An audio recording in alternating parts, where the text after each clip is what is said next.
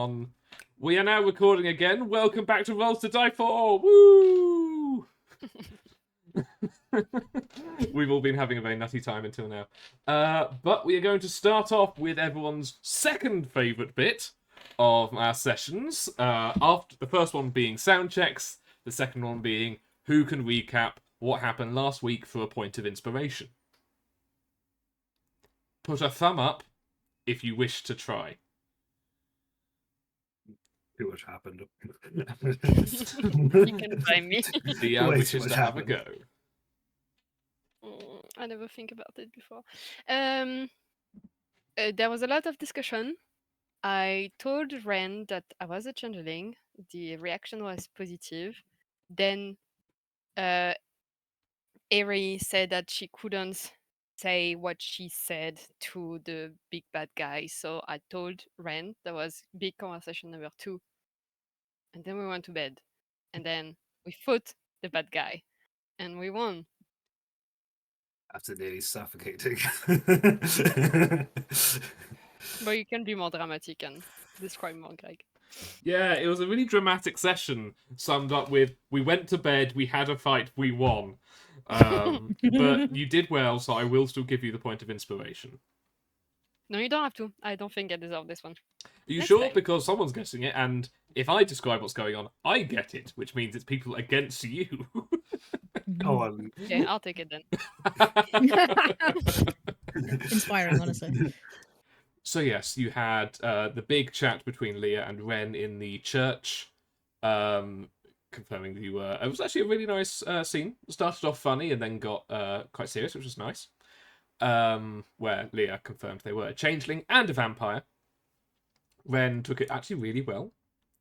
Then Leah and Eritrea went and had a conversation in a bar, and yeah, about Eritrea's handshake deal. And then you went back to Ren in the same place, had 2 conversations. It was all just Leah just being messenger for the evening. Then yes, you went to bed. You broke into the castle the next night. You and the immovable grandstand. You then split up. You went to the tower. They went to the vault. You managed to find a very important thing just before fighting the person. What did you find? we found the pact. The paper, the contract. That's it. The contract of the pact that Gearbox is not the one. What's the name? Cavanius. No, Cavanian was the one that was guarding it. The one that the king. Oh, what was the name of the king? Was it Skyfist or the other one? Skyfist or Yes, it was Yep. Skyfist. Yeah, Skyfist, King Skyfist's contract that he had with whatever entity. Can you remember who the other entity was? Oh,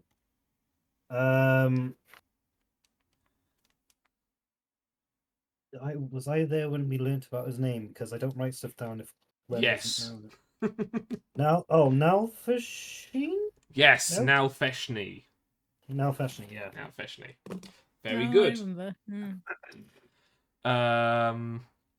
But I've already given away the point of inspiration, so sorry. Yeah, I'm just the note keeper. It's fine. But yeah, you defeated the bad guy. You collected. There was like this weird bag of shiny trinkets that Kilvinian had been collecting, which loaded of money. Is wrapped up in this weird cloth material, and some infernal soul coins were there as well. You then went downstairs, and the immovable grandstand convinced you to make a speech, Ren, to the people. The demons all left the city, but only a few people heard it. But basically, because it's still nighttime, this all happened at night. People are not really around. So this is where we're going to start off. Put on my music. Yeah, you are standing in front of the gates of the castle. You can watch the demons flood out into the countryside beyond the walls. You have a choice of what to do now. I mean, my first thought is to wake everybody up and spread the news. My second thought is we just went through a hell of a battle and You are heavily wounded, Leah, and there's nothing we can do about it. But Right. what about you two? Because if you can put me like on your horse or something, I could rest whilst you do spreading the news. I know. Yeah, Bernard! And I'll summon Bernard. Yep. Bernard will trot out of what looks like a broken down house, like just emerging from the shadows, and trotting up nicely next to you. I'm sorry about the train boy, but can you please help my friend? Yeah. He says yes. Oh, sorry. Yes. Cool. So instead of running around waking everyone up, there was that woman that seemed quite like a leader here, right? Maybe we should just go inform her, seeing as she'll probably be looking after the place once we're gone. You want to go back to literally the first person you spoke to, Cecily's house. Yes. I mean, that's my thought. Like, I don't know if anyone else has a better idea. But she seemed like a leader of some sorts, so she might know the best way to go She's- about this. She's on the way too, so. Plus, I kind of want to do a cheeky "I told you so" because we said we were going to. Oh no, don't do that. She's No, fine. no. Okay, fine. Wait a minute. What time is it? Who knows? What are the workers going to be coming out soon? Because we can always just like ask them to spread the word. I mean, it's the quickest way, right? No, like it's nighttime, so you went in about 9 o'clock. Between the fight and the exploring, I'm going to say it's going to be around midnight at this point. Yeah, that's fine. We can tell one person, and then if they decide they want to have a big celebration party now, they can. Not that I feel like there's going to be much of one because they don't have much, but at least the whole spirit of freedom will be spread, and people can rest easier, knowing there's not going to be another lashing in the morning. Yeah, sure. Okay. Do I remember roughly how to get there from here? We did have to walk there from there to the castle, so I'm guessing we could just backstep. Sure, roll a survival check, really low DC. It's just so we can roll something nice and early in this session. Okay. Sune, can you guide me? Oh, lovely. Thanks, Sune. Right. So hoping for a nat one. 21. Yeah, it's fine. You can Had make one your in way. it. It did have a 1 in it. But I forgot about your debuff of 20. No. I should you- worry for a sec. You make your way back. It takes a bit of time, but that's more because you haven't wandered around this bit of the city in the dark before, but you find yourself at the mouth of the alleyway that you remember being chased down. There's bits of debris and some broken rock which had been thrown after you as the demons broke down some walls around you. And yeah, you come face to face with the door at the end of the alley. There's a piece of paper on it that says, writ of habitation at the top. And if you remember, she said that she'd scratched out the number of people there and added 3 to it when you guys turned up. And this is your first time kind of having a look at it. And just as you're about to knock, you see there's been a lot of numbers. You see your number started up around 10, and then you see the number drop gradually. Every now and then it might go up again a couple, but then it was getting really quite low before. It got down to about 5, having hit about 2 at some points in the past. So the number of people living here has clearly gone up and down a lot. And you don't think it's because people were going on holiday. But it's currently set at 8. I am remembering correctly. Her name was Cecily? Yes. Was it Cecily? Is that right? Yes. Cool. Yeah, so I'll knock on the door. Be polite. You yeah, sure. Knock. There's a bit of a start from the inside, and you can hear some rough noises before you just hear a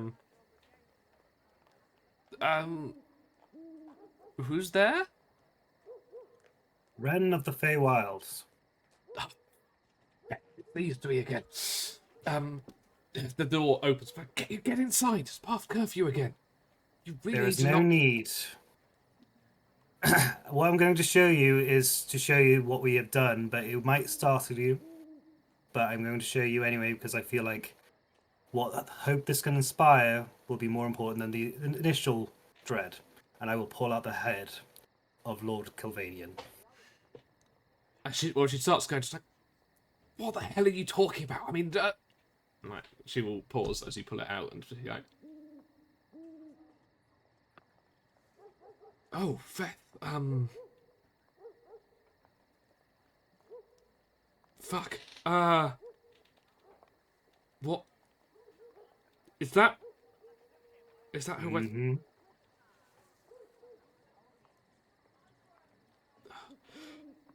You see, like, very much conflicted feelings on her face. But I would say one of the overwhelming things is kind of worry. Just be like, but what does this mean for the city? Like, is someone else just going to come in and take over? Like, Oh, I sent all the other demons away, and I'm going to make sure they go fully back home after we've rested. We'll be Slept, heading towards the portal. But there are no demons left in this city. oh, Only the ones inside yourself. but, well, that second bit's a bit morbid.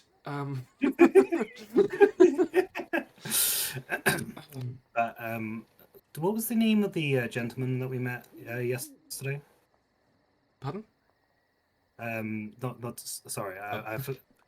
What was the name of the gentleman that we met yesterday? The old Don't man think that had... you asked. So, Quentin. There was a Quentin.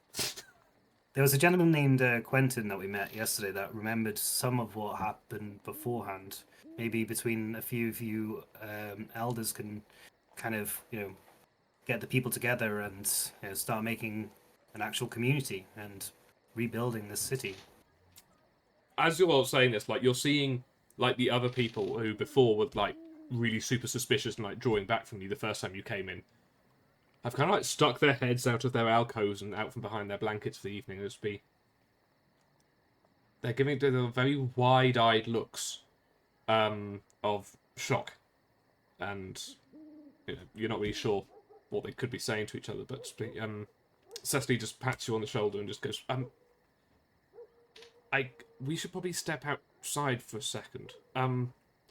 Oh, fuck, this feels weird. Sorry, we haven't been outside in this time.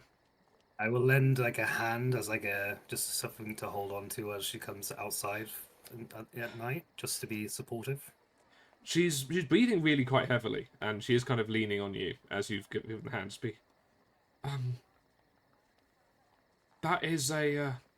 That's a lot of responsibility to put on me all of a sudden. Like, I mean, we all, spread the hope and cheer of the fact that you're rid of the demons. There will be no more pointless tasks up in the castle, no more lashings, anything like that. Enjoy that bit first, and then once you guys have, decided that you need to, start rebuilding the city, then, you can make it like a council or whatever. Just, you seem like a very responsible person. That's why I wanted to tell you first. well, thank you. Sorry, this is all a bit of shock. I've just... People here have been... well, other than maybe like 10 or 20 of us, have lived their entire lives under this kind of occupation, and I don't know what... And even me, like, as I said, I was really very young when it all happened, so... what are we going to do? First, you sleep knowing that tomorrow is going to be a better day. That is one thing that is absolutely certain, is that tomorrow is a much, much better day. And all you can do is take it day by day. You'll work it out.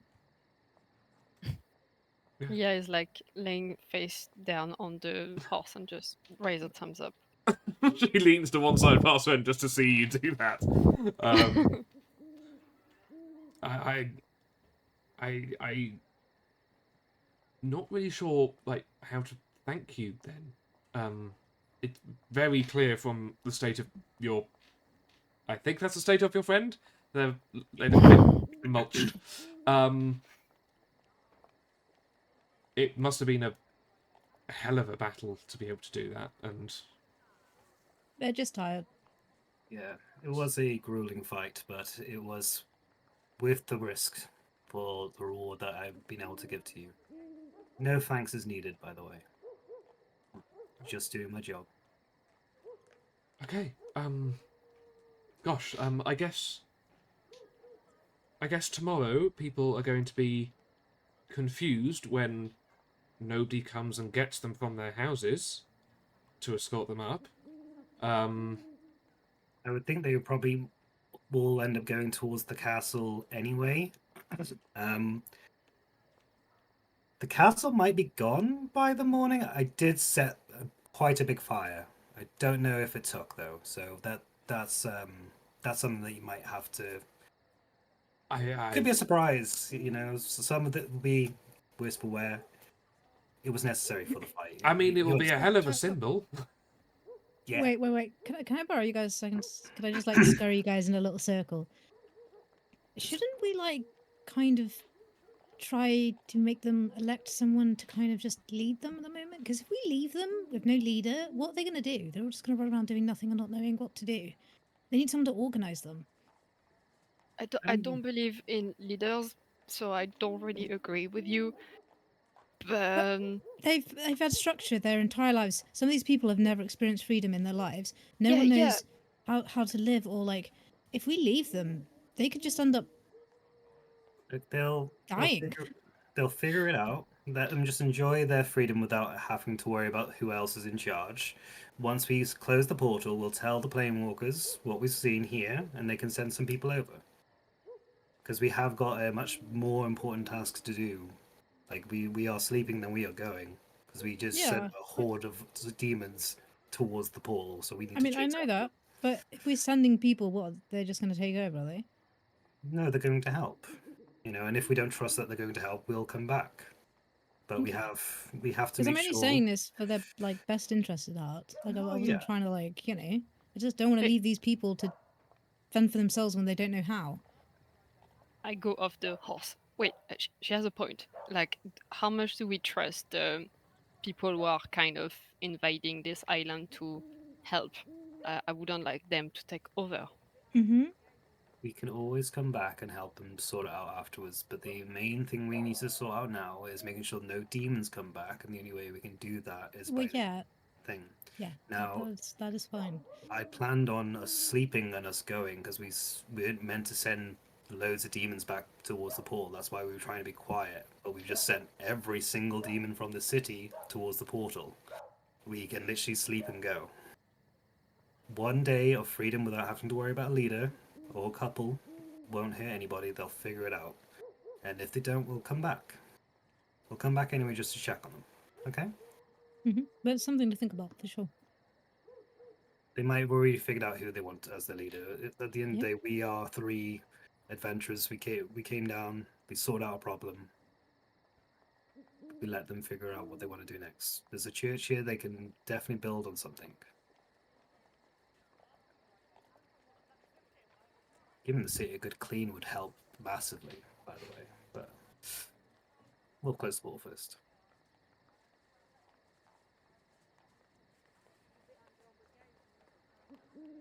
Good.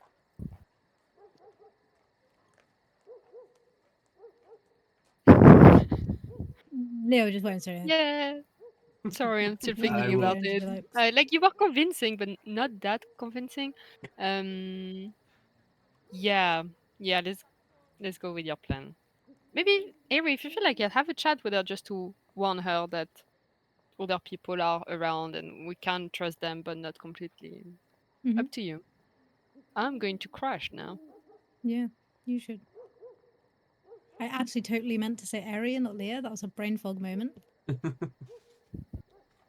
Sorry.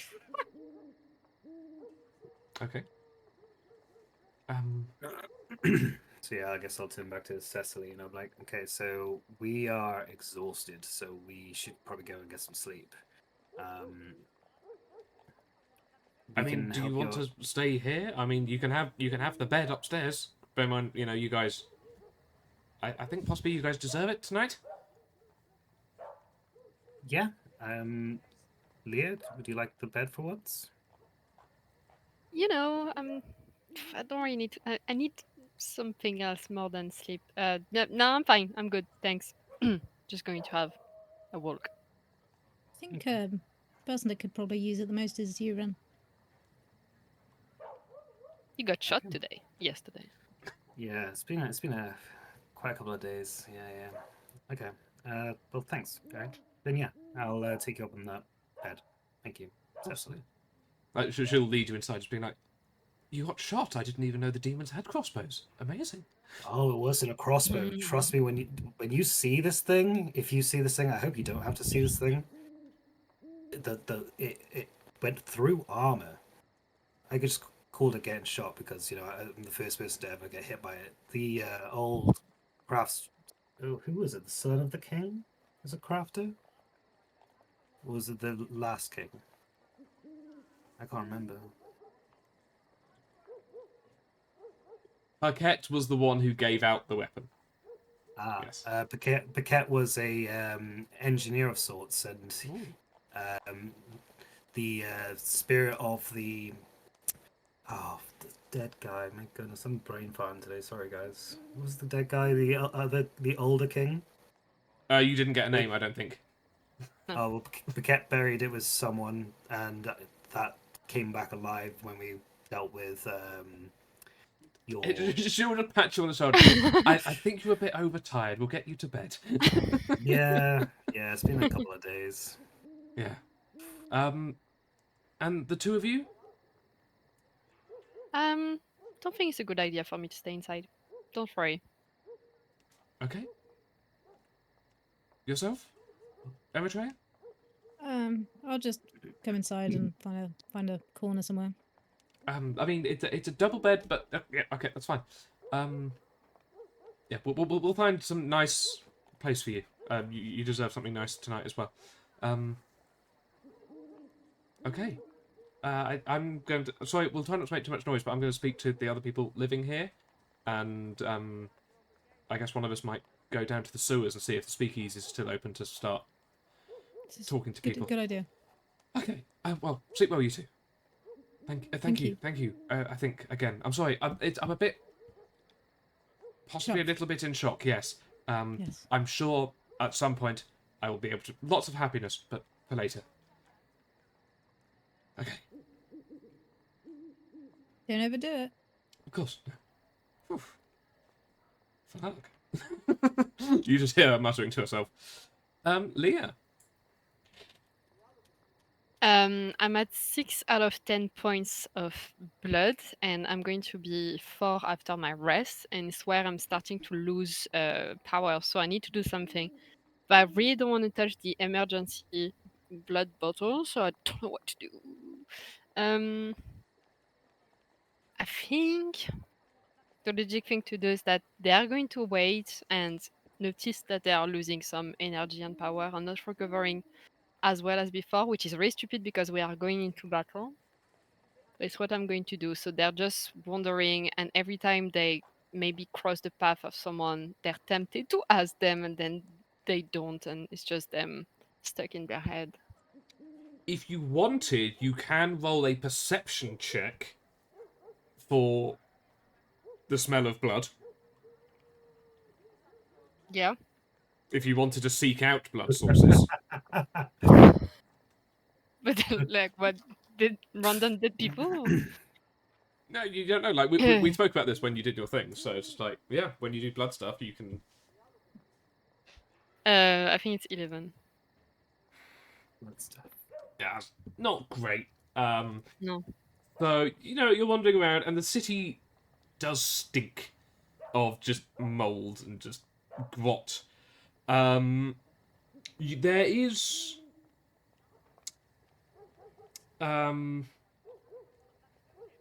Yeah, okay. There is a one smell you're able to follow. And you find a very basically like a one-room house that, if as you listen in, you can hear some deep snoring going on inside. And through like the cracks in the walls and stuff, you see it's basically just a bed in the middle of a really rundown room, and on side is a very large, heavy-set gentleman, just surrounded by bottles of booze, a lot of which look half empty.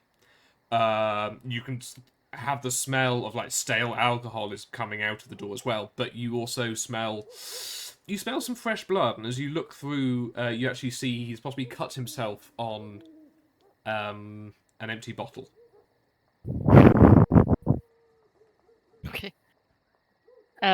Yeah, for a split second, it crossed their mind to enter and take advantage of the situation, but no, I think their reflex is to go back to the others. Oh. But I Okay. think they're going to go back in. Maybe the others are. Everyone is now asleep. Maybe they get a bit closer to Harry and they're just like, no, bad idea. Go, go upstairs.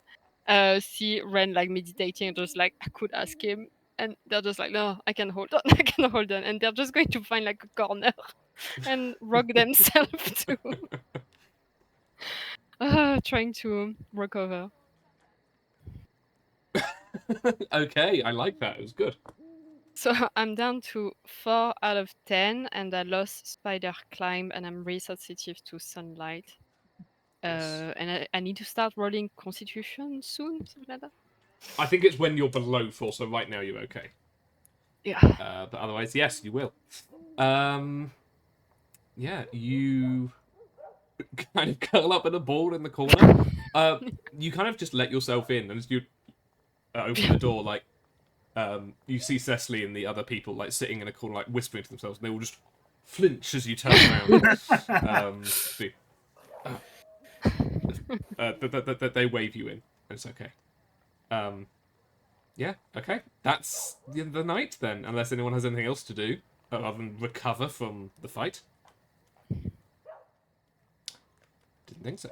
So, you wake up in the morning. Eri and Ren, you're waking up. You're really tired, but you are alive. You are aching all over, but you are alive. And none of your aches are from an uncomfortable place to sleep, because you slept on a bed. You know, it's not the nicest bed, but it's a good bed. Eri. The aches are from the battle before, yeah. Okay. Eri, when you wake up for a split second, you feel the coldness of the poison running through you. And then you wake up for a second time. You realise it was just like a bad memory of what had happened before. You're quite stiff because you've been you had some nice sacks to lie on and some nice blankets, but that's all they could give you because that's the nicest stuff they've got. But mostly you're okay. Leah, you've basically been like shivering in the corner. Like a drug addict. Like a drug addict, yes. But They still have their persona. You do, but you haven't sweat. You can't sweat, so you haven't got the cold sweats on you. But when you realise that other people are moving, as you move, you realise, oh, you have been like curled up in one corner, like tensing yourself for an entire night, and you are aching all over. Leah, Yep. you don't look so good. How would you know? You're acting weird. I mean, you don't normally curl up in a ball in the corner of a room. That's new behavior. Well, Oh, sorry, Ron, I didn't know you were here. yeah, you scared me. Came out of nowhere, man. Stop doing this. I thought you were in the room with me. You're moving a bit like a robot. Like, or what would that? No, not like a robot. What would be an equivalent? What's a robot? Automaton. Oh, automaton. That's it. There you go. Oh, well, that's not very nice. Yeah. Oh, it's a good look on you. Anything's a good look on you. Yeah. Yeah. But Yeah, not When sure was if the you last time you consider. ate? If you know what I mean. Mm, you could say I'm a little bit hungry. Yes. Hmm. I know. I still have the gift you gave me, but that's It's the for last resort. emergency. I Um, just want to test my limits right now. Well, bad Okay. idea because we are going to maybe fight some more. But Yeah, maybe not the best time to test your limits. I'm sure we can figure something out today if you want us to. If not, we'll stay out of it. But I think you moved to even more to a corner away from the others. What do you mean figure something out? I was wandering around yesterday and I had the opportunity to take the blood of other people. I don't know, it's wrong. It's so wrong. I'm fucked. Um, Nope. is there a way in which it would? Is there a way in which you would be able to do it that would make you comfortable? Like, have you thought about that? I've been thinking about it since a long time, yeah. I still haven't came up with a solution. should I be here for this bit? Should I go? I I don't want you to be hungry, but I have a feeling of the train of thought we're going down, and I feel like I should remove myself from the situation. Am I on the right wavelength? I want to laugh as a player, but they're just going to look at you with big round eyes like, what, you don't want to help me? I mean, it's okay, I understand. Like, it's a lot. I mean, if it's like, if we're fighting like bandits, I will hold one down for you. But the wavelength that I feel like, we're going down this time, I don't feel like my Okay, bond maybe will maybe you should just. sustain, if you get me. I care about you a lot, Leah, but I'm only useful to you guys with my oath, and if I break it, I become useless, and that we've got a big event tomorrow. So Oh, if I yeah, walk of course. away, then I don't know anything that's about to happen. Oh, yeah, but I don't want you to imagination to be worse. Like, I don't want to do Yeah, anything wrong. I think the But yeah, point is that we found a good solution. Yeah, and my imagination would be more if you guys are safe, because I worry about you guys, but that's just my thing. I haven't done my morning prayer yet, anyway, so I should probably go off and do that. oh, I think after you leave, just like, I never saw him that embarrassed. Wow, I really did something wrong here. No, I'm sorry about that. That was unnecessary. Probably would have been better just to have left. Yeah, I'll avoid speaking about this side I of me think with it's him. more just that he's awkward. Sometimes when he starts speaking, he struggles to stop. Oh, I get that. Don't. Yeah, I think he was trying to say it in a nice way, but the more he spoke, the more it just That I'm you an just don't take it abomination personally. that is ruining his life. Yeah, I felt that Yeah, a little bit. Yeah. He means well. Yeah, I know, I know, I know, Yeah. I know. So, did you want to go for a little walk? Right, like think of some ideas, talk it out, I, get out of if, this room. if you walk 2 meters away from me, yeah, I could Okay. maybe do that. Wait, can I put something really stinky on me? Would that help? No. Okay. Good idea, though. Ryan will be a sec. Cool. Have a nice time The voice praying. break. That was the voice break on purpose. Cool. Don't tell me anything. Oh, What did you roll, Greg? I'm not telling That you. threw me off. Oh, Jesus Christ. They all know. Well, as you head downstairs, you see that the place is empty. No one else is downstairs. Ren, if you went downstairs, you are downstairs. You haven't vanished. I'm saying that the people who are living in the house are not there. Odd. did we wake up later than their roll call was normally? Oh yeah, we're all like screwed over. That would be probably why. Yeah, 8 hours. Yeah, it's probably around noon or something. Imagine what I rolled. How long we slept for, I'm guessing, or something like that. Yeah. Oh gosh. So yeah, Cool. What year is it? couldn't tell you. As far as you're aware, it's the same year. Sure. Okay. Well, if you are wishing to leave the house, then Ren and Eritrea, you leave the house fine. Leah, as you head out, the city is still pretty overcast, as it has always been. But you feel the warmth of the two suns on your skin very, very acutely. And you're essentially in the shade of the suns from the clouds. You are feeling it really, really... It's not burning, but it's really hot on your skin. Oh gosh. Hood up, scarf, gloves on. Must be way too warm. Oh, it's going to be fun.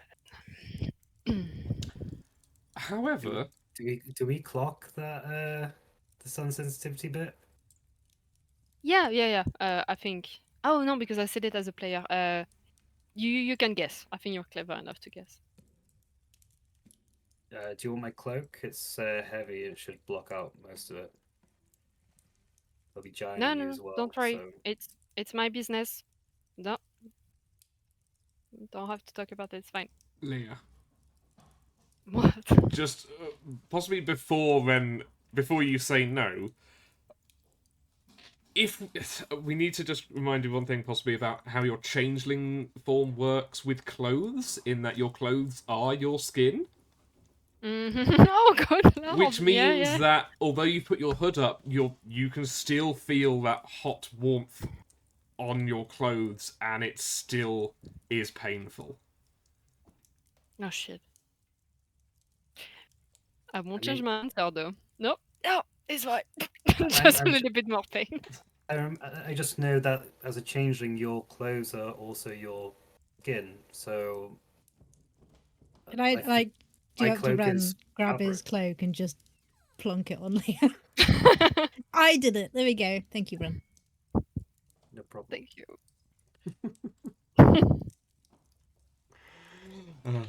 Yeah, you see, there are downsides to this overlap you've done.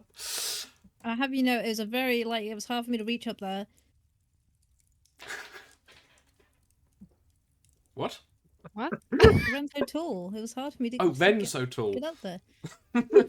I forgot Ren was really tall. It's like, Tash, Eritrea is not short like you. It's okay. Hey!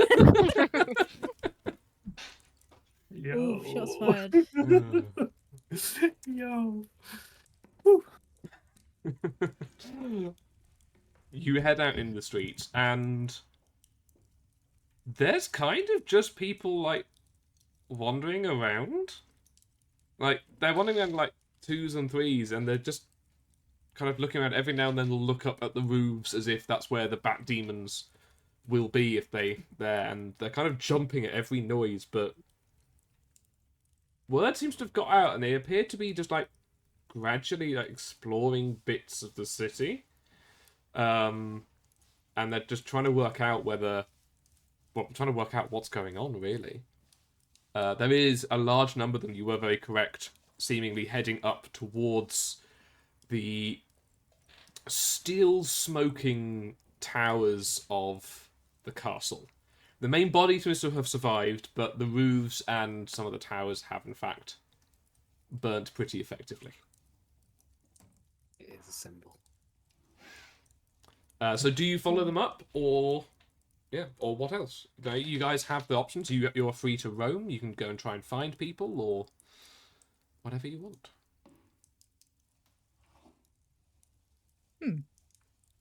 How long do we have before we travel? Well, we can travel whenever, but I would say the sooner the better. So we could probably also ask the immovable grandstand when they're planning on going. If we go as a group, if we do run into a small horde, we at least have allies in a battle. Yeah. And I'm sure that they would have been interested in the gathering of people going up to the castle. So that's probably where they've gone up to, right? But not I guess bad. we should Let's have a try. check what's happened up there, considering. Yeah. It's a good idea, Ren.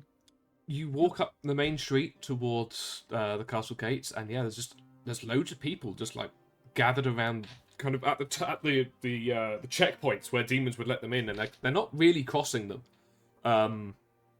All looking to each other's. Like, there's lots of just confused murmur and confused babble going on. You do see off to one side the immovable grandstand are kind of. They're not taking like the limelight here. They kind of lent off to one corner and are watching the gathering crowds while smoking some very nice large cigars, trying to do the cool kid thing, leaning back on the wall. But they clock you as you kind of enter the square area. Speak like ways off to you. Yeah, I'll head on over towards them. I cannot find good music for this. It's okay. KV's the one who answers first and just be like, well, good morning, good merry morning. Yeah, I'm still really stiff, but good morning indeed. Phrasing. Anyway. And yourselves, the two of you, you were pretty beaten up yesterday as well. Yeah, not so good today. Not so good. Understandable. And Eric? Yeah. Yeah, a little tired. But I'm okay. I'm doing okay. Excellent to hear. You seem to have stirred up the city a little. They not really sure what's going on. I saw some of the older folks getting together and having a quick chat in one of the alleyways. People seem to be talking to them every now and then. But are you guys going to claim this in the name of who are you again? The Kindlers. That was it. I mean, I feel like we have a story to tell. I mean, you should have seen the last blow Ren made on the devil. It was insane. Stuff to write songs about. Thank you. It was nothing.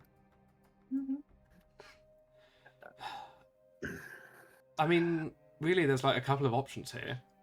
You can go up there and, say, we are the Kindlers, we freed you, like, to the people. Like, you did it wonderfully speech yesterday, Ren, but there weren't that many people around. So you could do it again, or, you have the chance just to quietly leave. Well, if you do want to do a speech to inspire hope, this would be the time, Mary. Yeah. You would be a good leader. Do you think they need hope? Do they think they need heroes? Or is it a time for us to slip away? Can I do like a some sort of roll on the crowd to see if like I feel like a shot of hope would like rally them to be thing? Yeah. Yeah, okay, that's a very specific thing. Will a speech from my good friend help them? I guess what that could be is a general insight or a perception. Like I'm gonna say up it's to gonna you. be insight. Okay, cool. Can we help? If you wish to. I help. What's your insight? +4. Oh, nice. What the fuck? No, you're not allowed to help. Okay, and Sunigami, because I'm doing it to fulfill my oath. This is very oathy. 11, 12. So that'd be a 16 in total. Pretty good. So you see there's a few people wandering around and fiddling in their hands with, you see some of the heraldry that you liberated from the Hall of the Royal Dead. Or the Royal Halls of the Dead. And, you see the Skyfist arms just on, like, little, like, decorated bits of, like, handkerchiefs and that kind of thing. Something that's actually holdable. They definitely seem to be looking around a bit listlessly, and no one seems to be stepping up to take charge. You can imagine that maybe they don't need a leader, but they need a kickstart. Ari, please could you go up and be an inspirational hero for a minute? I'll do my best. Yeah, sure. And I'm gonna like touch your shoulder and let Sune guide you. And you get a D4 to your roll if you have one. Dia is about to give you a hug to say, like, you're going to do great. From over here, I'm with you. Mental hug. I get it. Okay, so what do you do, Abby? I guess I give a speech. So you walk up to the front of the crowd? Yeah. Okay. Like you can climb on one of the checkpoint like desks if you wish to. So you're standing. I'm gonna climb up and then play a couple of resounding notes on my lute to like gain attention. Oh, all eyes immediately on you. You are standing out. Like, the world itself is still quite grotty and overcast, but you're standing up there in your very nice attire, your flaming red hair, you know, self-rated to one side, standing tall. You're an elf, which you don't see very many other elves around here. It's mostly humans and some Goliaths around. So yeah, you are standing high above everyone, and you are almost shining in just your normal attire compared to how the world is around you. Question as a player. Yes. Obviously, I know we're in the Broken Isles. Yes. Does this particular city have a name? You did not know it. You know you're on the lands of Ankatar. Okay.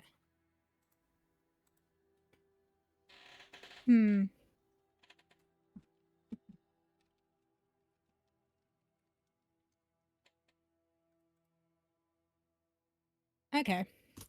So I'd be like,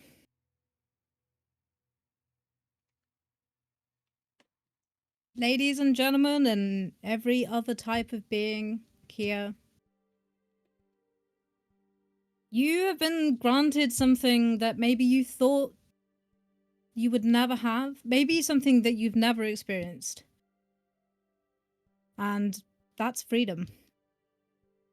And freedom is the state of being able to speak, act, pursue your own happiness.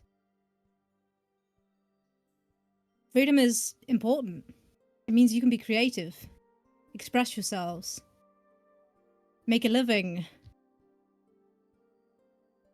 And I think it's time that you took that freedom and you do with it what you can. This is a new beginning. And I think in this new beginning that you should rename the city. Because you are no longer the Broken Isles. There is hope again. You like it? I just want to check. Are you going to recommend a name? It sounded like you were going to recommend a name. You did sound Am like I you were loud? Yes, absolutely. Yeah. You're giving the speech.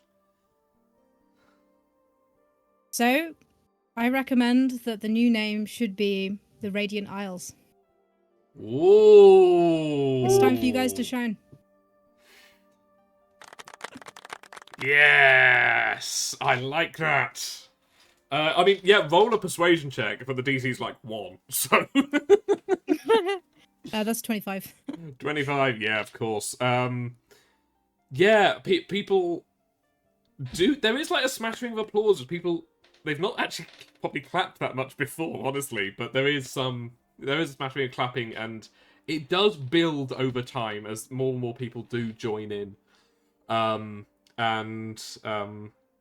Yeah, you are kind of standing tall amid a crowd of quite thin and weary looking, but suddenly far happier looking people, as the words that you said really do set in.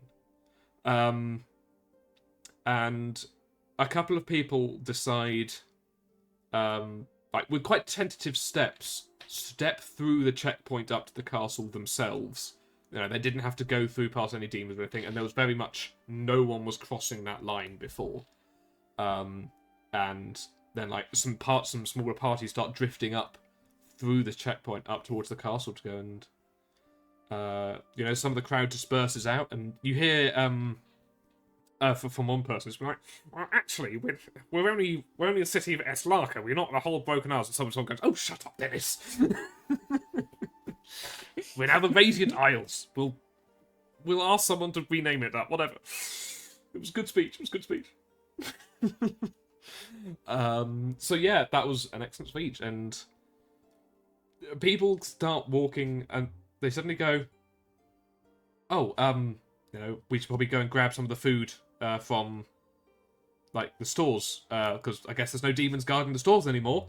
And people start moving off to go and grab the food, and you hear conversations like that, like start echoing around the city as people suddenly, they needed a kickstart, and you gave them a good igniting speech, and I really liked it. I definitely walk back over to the other two and just be like, I had no idea where I was going with that one. Radiant Isles is sick though, yo. Yeah. Hey, you inspired me with that, with your radiant strike. Oh, that's thank you. Oh. I'm just glad that Leah didn't get to see it. It was so cool. Oh. Yeah. But it was I only managed to do it because I was so mad that they put you down, and yeah, it was all a very dramatic moment. Whew. I'm sure it was. You hear from behind, just be like, "Yes, I'm sure it was a brilliant shot." She's smoking a giant cigar to be like, "I'm gonna have to put up with this all for the journey back, aren't I?" Oh, I probably should ask. Are we journeying back together? I would very much like that. I kind of assumed we were. I guess Give we a glance should. to Leah. I'd be like, What? I just like give a glance to Leah, like is that cool? Because of the whole. It was in a look. I didn't say anything. Yeah, they're just on salad. Well, because I am the proactive sort, when we were taking down the slug demon, which we did very handily and much faster than you, I'm just saying, we did liberate something. Griff, have you got it? Griff's, unslungs his backpack and starts rifling through and hands, I said Eritrea. I meant, what's her name? Devora. A large scroll of paper, and she unrolls it and said, "Well, this is the war map from the war room. It's a map of the islands. So we are here," and she points at the shield on the right of the map. Do I still have the map installed? Can I show a map? I do. Sorry, it's just not for the stream. At about 2 o'clock on the Broken Isles. Sorry, words have just deserted me. And we need to get to around here. And she points towards about the top of the K on the Broken. Oh, that's so far away. It is.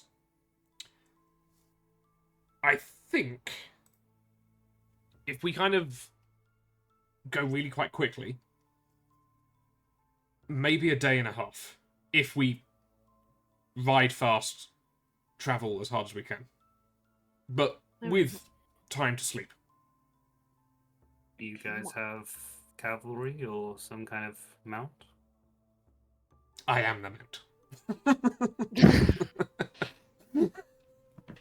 What? What? I don't even want to know. We're used to travelling long distances. And if Griff there gets you are. tired, I tend to pick him up. That's what I'm saying, okay? Oh, right. Okay, I just imagined all fours just going. Oh, if we. How are you a paladin? You have the dirtiest mind I've ever heard of. No, I meant for the actual like motion. And I'm a paladin of Sune. It comes Yeah, with the this was- territory. Like, Yeah. That's you fair. know my deity. That's Yo, fair. you should have seen my reward the other day. Insatiable. Oh, like I can't even describe it. No, you don't have to. I straight up passed out. It was incredible. The second that one. Everyone has a If we secret can get job. a carriage, I can get Bernard to take us. We can try and find a carriage. I mean, this is a city. I'm sure they must have had some use of them long before. Yeah. We can try and look at some of the like bits of the city that meant not many people were living in, so the demons wouldn't have had much reason to be around there. So hopefully, as minimal destruction as possible. No,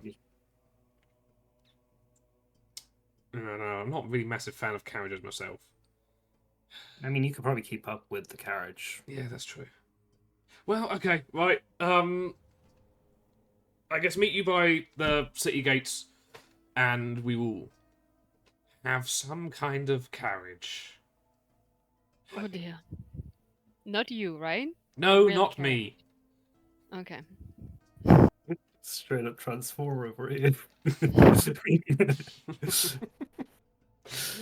Oh, she Okay. should have been a druid. That would have been a really funny question. Yeah. She can multiclass. It's not bad. She was like, maybe I should be a horse someday. It's like, all right, Devor, I think now you're just a bit tired as well. Oh, she could get true polymorph. We'll get her that at some point. Anyway. You're going to turn Devor into a horse permanently, is what I just heard. Yeah. Okay, right. Team Immovable Grandstand first, Kinder second. Yes, let's go! And they will, like, split off.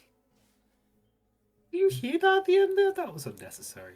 Do you know what? I'm kind of getting the feeling like they wanted me to call it the Slug Isles or something. I mean, that's not cool.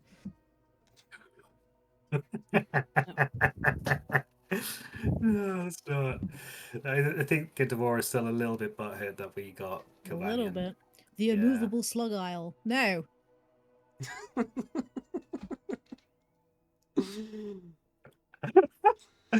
Oh my goodness. I think we have a little bit of time, but we should probably be heading towards the gate, unless there's anyone that you guys wanted to talk to or sort Actually, out before. There's something I wanted to look at. The thing that fell from the ceiling yesterday after the fight. Can I take a look at that? Oh. Is Ren who has it somewhere? Oh. Yeah. No, you got- we put it in the thing. Yeah. Yeah. You have the key. I Yeah, open do it you mind again. if I just take a look? You open a portal and some of the people around suddenly, like, scarper back, like, oh no, another one! But then... Ah, wait, Calm. It's okay. It's okay. Go find us a carriage. That tickles me, but Ren's like, oh, no worries. You know, adventurers use magic too. Don't worry. But yeah, you leave with the okay, you go in and come back with the parcel of money and gems and stuff. So could I roll a perception check on the cloth material? No, but you can roll an investigation check. Yep. Yeah, I described it as. Why am I? You need to roll before I tell you stuff. So 18 plus 3, 21. 21. I described it as. I did describe it as. It was a matte black, quite black cloak, and I described it as having lots of like little patches and stuff sewn onto it. With your 21, you get a better look at what some of the patches are. I really should have saved the page for this.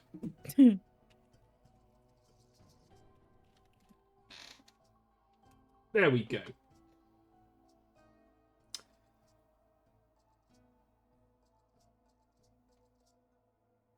Okay. You see it's got, maybe a dozen, maybe more patches on them. And looking at them, they seem to have different symbols engraved upon them. You see two of them have just a dagger. Two of them have what looks to be like a beautiful lantern engraved upon it. Two of them appear to be indicating a mirror. Two appear to just be a long stick. Two appear to be some rope. And two appear to be a sack. Just a sack.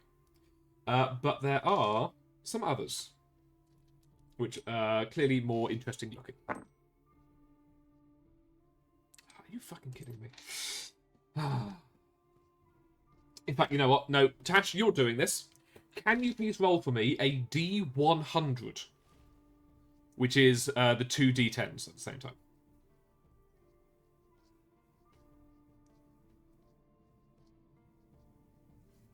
It's this, isn't it? That and your normal D10 to give you the units.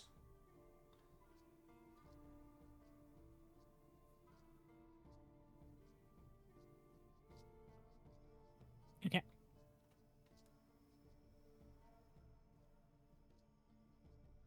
Uh, 60 and 10. So 70. Wait, 60 and 10. Yeah, that does make 70, yeah. D100s are weird in the way they work. It seems to have a very large canoe embroidered upon it. You see a little stick man on the inside, which is why you tell how big it is. Roll again. Same. Yeah, same again. What is 80 and 8. 88. This one appears to have 2 dogs on it. You can choose the breed. They're Labrador. big. They've two Labradors embroidered upon. Roll again. It's only another time after this, so don't worry. What's 0 0? They got a 0 And what's... and a 5. I think that's just 5. Yeah. Looks to be a bag of gold embroidered upon it. And then roll one more time, please. Whoops. 76. This appears... Oh, good God. This looks to be a scroll of paper. And all of these are loosely attached patches which have clearly been sewed onto this cloak. A canoe, dogs, gold, and some paper. Yeah. Do you think we can You guys seeing this? access the things that are on that? Maybe, yeah. What do you mean access? Could be As magic, in magical. So the paper could be like, I don't know, like a spell scroll thing. You saying Gold we is- have dogs? yeah. I mean, maybe. This fabric is like it's like a cloak, isn't it? Yes. Someone should try putting the cloak on. Me, I wanna do Harry, it. Yeah, go Yeah, for it. Go go for it. ahead. Yeah, you put the cloak on, and it's a bit big for a second, and then it kind of shrinks down to perfectly your size. It's this long black cloak that just doesn't quite touch the ground. Well, the dogs. Nothing else happens? Where are the ducks? Call them.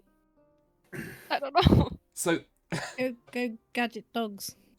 the patches are like what you get on like a scout's uniform. Like that kind of thing that's clearly been sewn onto loosely. And with the 21 for your transformation, you see that like each of them, they're like a hexagon. One point of them is not sewn on and flaps loosely. I Oh. investigate that. Yeah, it's Have a definitely a look-see. patch you can stick your finger behind. Yep, Whee! can I? You did it? Yeah, go. Oh, I've done it. Yeah. What, you put your finger behind it?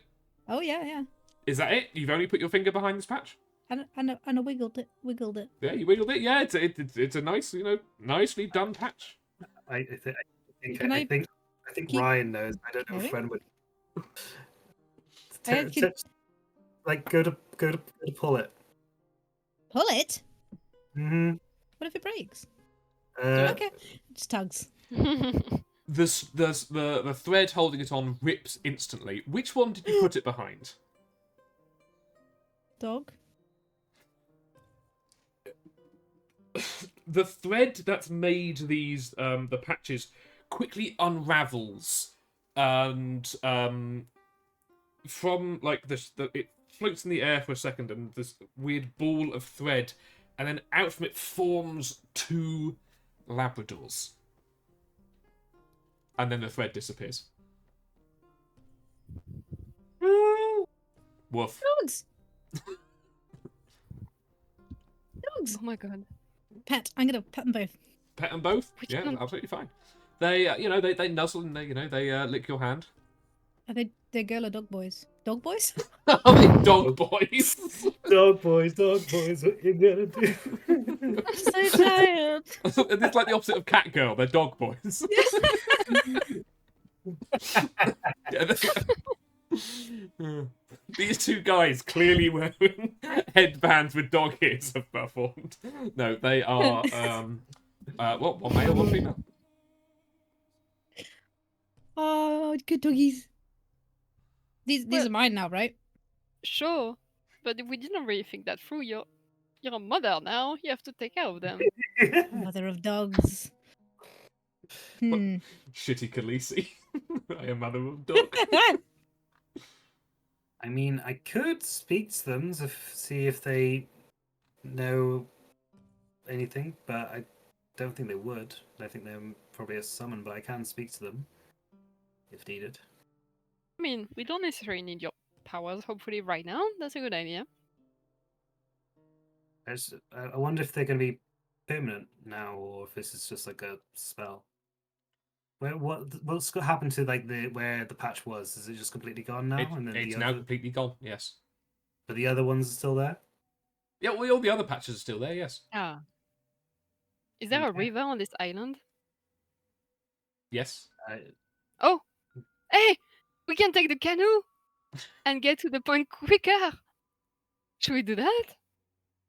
Is it a 3-person canoe? Because I'm sure it'll be fine. I can go in the thing. you want to go back in the closet? No, that wasn't fun.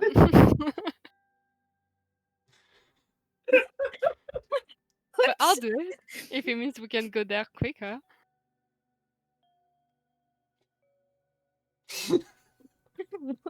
We Why could are do a laughing? race.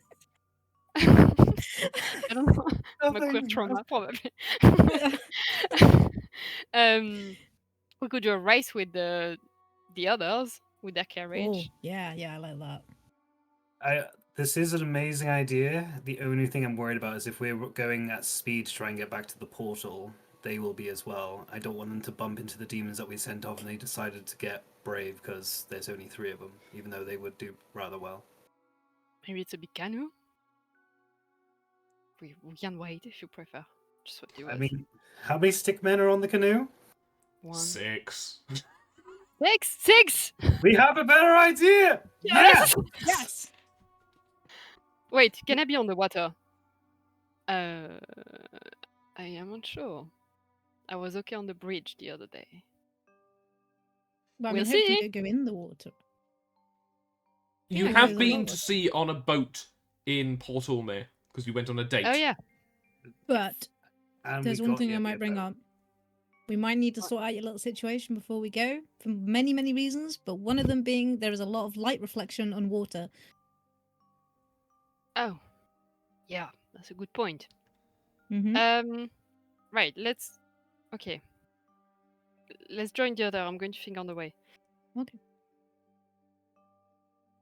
Okay. I hate the things I give you sometimes, but sure. Yeah, you. 6-man canoe. Yeah, fuck it. It just says like Robos was like fuck it 6. Why not? Yes, you Question. ask. Are there 2 little places for the dogs? I'm sure you can shuffle around to make room for the dogs. Are Can there I name the adults or- dogs? Obviously. Pardon? Can I name the dogs? If you want. Lily and Sir Barkalot. Lily and Sir Barkalot. Yes, this works for me. Please write those down. I will be testing you next week. So you make your way down to the city gates, and after you're fucking around with the dogs and the patches, the move grandstand is already waiting for you. At the city With- gates. Is there a With, carriage?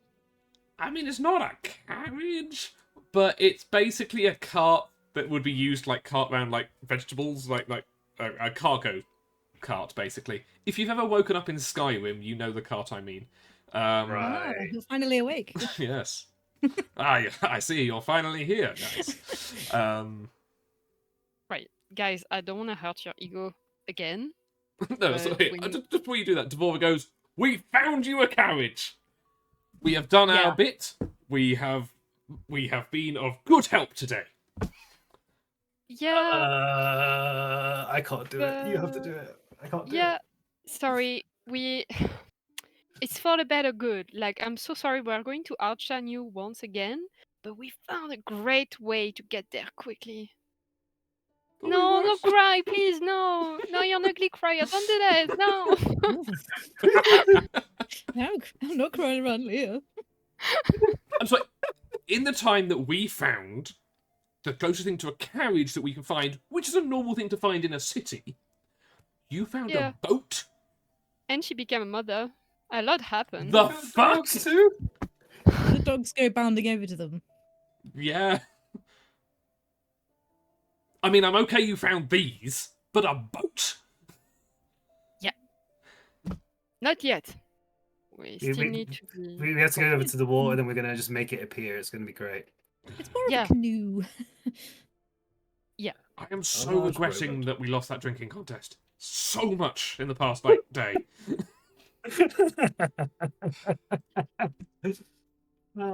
Okay.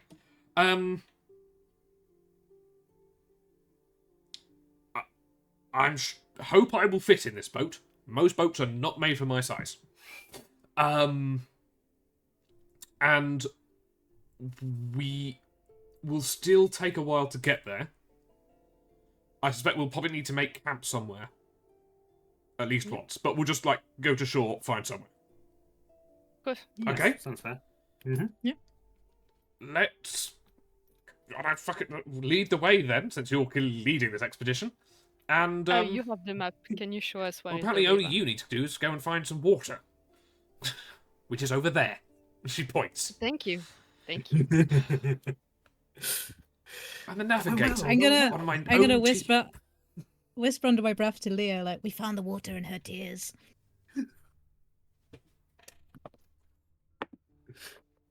She didn't hear that. Oh yeah, she has good hearing, doesn't she? Oh, whoops. Careful. But Griff, you look down and Griff is just standing there glaring at you. How's the weather down there? Hey. Oh, what happened to Griff today? He seems to not be as chatty today as he normally is. I mean, it was 5 minutes ago, but now he looks really angry at you guys, so I don't think he's going to be talking much. I don't know what you said. Does he like dogs? Yes, he does. Who doesn't like dogs? We have bigger ones in Egmala, but fair enough. Well, this is Lily and this is Sir Barkalot. Oh, which one's which? You see the bird one's a little bit bigger, that's Sir Barkalot. Oh. This one's got a little brown patch on her ear, that's Lily. Good description. I like it. The description of the thing that I could see was wonderful.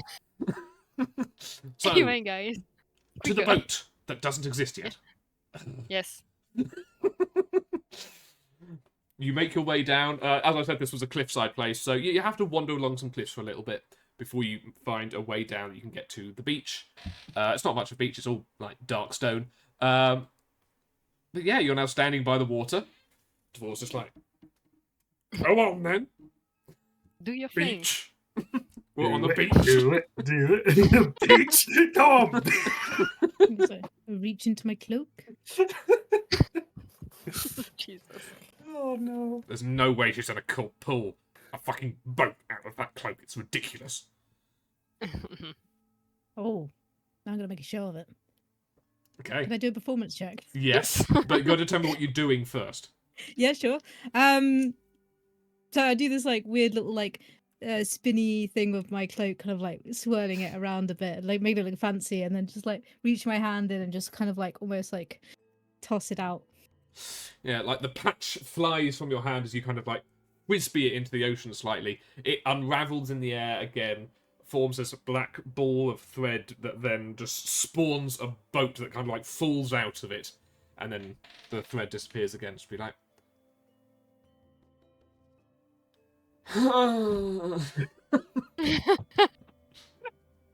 Fine. Yeah. Impressive. Oh, play performance check. I forgot to say. Once again. I think we're playing D&D and not Um, just role-playing. 23. Fine. Very impressive. Slow taps. She reaches down, picks up Griff by the back of his arm and just be like, I'll stick him in the boat then. Goes and sticks Griff in and sits at the back, arms crossed, looking very surly. I assume you will get in the boat? Yeah, maybe we are the last one to go in with Arian and just say like, I'll be fine. I'll be brave. Don't worry. Well, you know you have something on you if you need it. Yeah, but I kind of want to see. I know it's risky on a boat, stuck with 5 other people and 2 dogs, but actually, can I trust you to push me in the water if I become weird or. Yeah, weird? You can, I just want to test it. as long as you Okay. can get back out afterwards, yeah. right? You know, like I know suddenly how to made a lead swim. when you get hit water or anything like that. I'm not really sure. I'm not a Yeah. cat. It should be okay. Can we test it now? Can you touch the water? Okay. Just for The our water. Yeah. You've got to like wade in a bit to get to the boat and, you know, the water's just fine on your legs. It always feels Okay. weird for you because, like, you're wearing clothes, but that are also, like, your skin Yeah. and the way the waves It's play with that, hard. it feels weird. And I'm tired. And you're tired. So if you read, yeah, Yeah. I may have to come out to them. Okay. Yeah, that's fine. I agree. If you get funny, you're going in. Okay, I trust you. Thank you. You are going to have to do something about this at some point. I But know. it's good that you're testing your limits. I respect that. Yeah, it's also because I don't have a solution. But yes, this is all about science. I thought we had the emergency ration if you needed it. Mhm. But we're going to give Leah time to come to terms with that. Oh wait, what's the emergency ration? I Just thought it was don't the worry about it. Yeah, it doesn't matter. But yeah, let's get out of here. You know, Wait, is- secret guardians and all. Conversation for another day. Yeah, Is that the last bottle of the That's the gone. six? that's long gone, mate. Yeah. I respect how much out of the bubble you left me on this one. I that one is for my own. But was it like a while ago or Don't ask questions you don't want to know. No, you don't want to know. okay? Okay. The one who Oh, said this can this I- morning. Unless you, Sorry? you know. Wait, what? You said it this morning. Oh, I thought we were talking about taking it off someone. That's what I thought. So I was just stepping out so that I didn't hear that bit. That's all. Okay. Well, the rest of it I'm fine with. Okay. Can I just insight check Ren because you play him really seriously, just for me to know if Leah understand what's happening? You don't have to say, Ooh. depending on, like, if you really want it to be a secret, but, like, depending on Leah's role, you can choose to. 23. Oh yeah, that's everything. Yeah, cool. He's completely fine with you being a vampire. He doesn't really want to put any rules or restrictions on you at all. The thing he's worried about is that Sune asked him to kill you at the last church, and he doesn't want to risk that happening again. So he's trying to keep out of it as much as he can, while still caring because he cares about you. Okay, so he's more scared of her than. Yeah, this is the only time where he's actually scared of his deity is because she's already asked him once to kill you, and he's not fond of being asked again. Okay. Thanks. So who's rowing in this rowboat? But I'm not. I need to be keeping an eye on Leah. Oh, sorry, was we meant to be doing all casual? I mean, I guess I can. Yeah, I don't Friendly mind. rower. It's all right. Griff will help. Oh, thanks, Greg. I Because don't of the feel like he tiring doesn't have a task. say. Oh, he's got lots to say. He's annoyed because he heard something earlier. I don't really know what. But do I need to make a roll? Yeah, do a strength check. Surely, like canoeing and stuff is considered a sport, so I think athletics would You be may a good take shout athletics here. then, yes.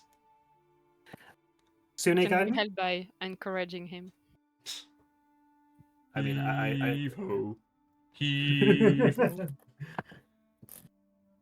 That is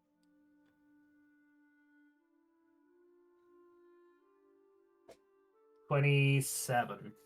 Very impressive. I also roll one for Griff since he's doing it as well. Not as good, but still good. The sea is choppy. This is your first time, rowing on the open sea, and it's difficult. But you are able to make good speed.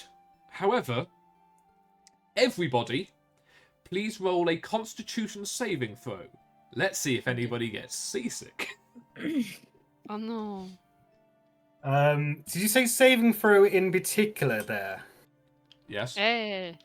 Oh, because What you're is- all within my 10-foot aura, I give you a +3. It's a Yes. really long boat, and you're on one end, and all of them on another. No, I'm joking. Fucking paladin auras. yeah, boy. Is the DC high? I'm not saying. So That's a 23 for me. Eri? 5. Leah? Wait, do you- 14. With the roll- 3. That's with the 3. I rolled a 3. That's... Oh, boy. Oh. That's okay. That was not the worst roll. Oh no. Don't make it gross. No, I'm not going to, don't worry. It takes a while, but the repeated rocking motion of the pull of the oars, the bouncing of the sea. After a while, Eritrea and KV, Oh no. you start looking a little bit green. Just be like, this is a little bit rough. No offense, Kavi, you're really pale. And Eri, you're paler than me somehow? What?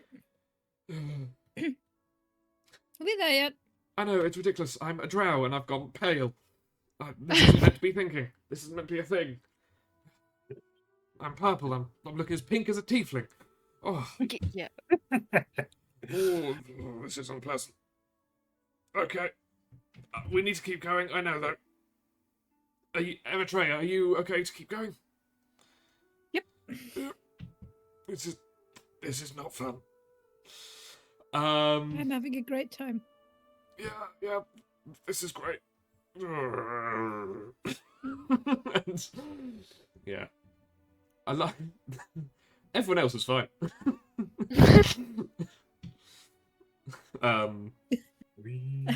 We get to one point and I'm just gonna stick my head over the boat. Just stick my head in the water to like freshen myself up. So It's horrible salty seawater.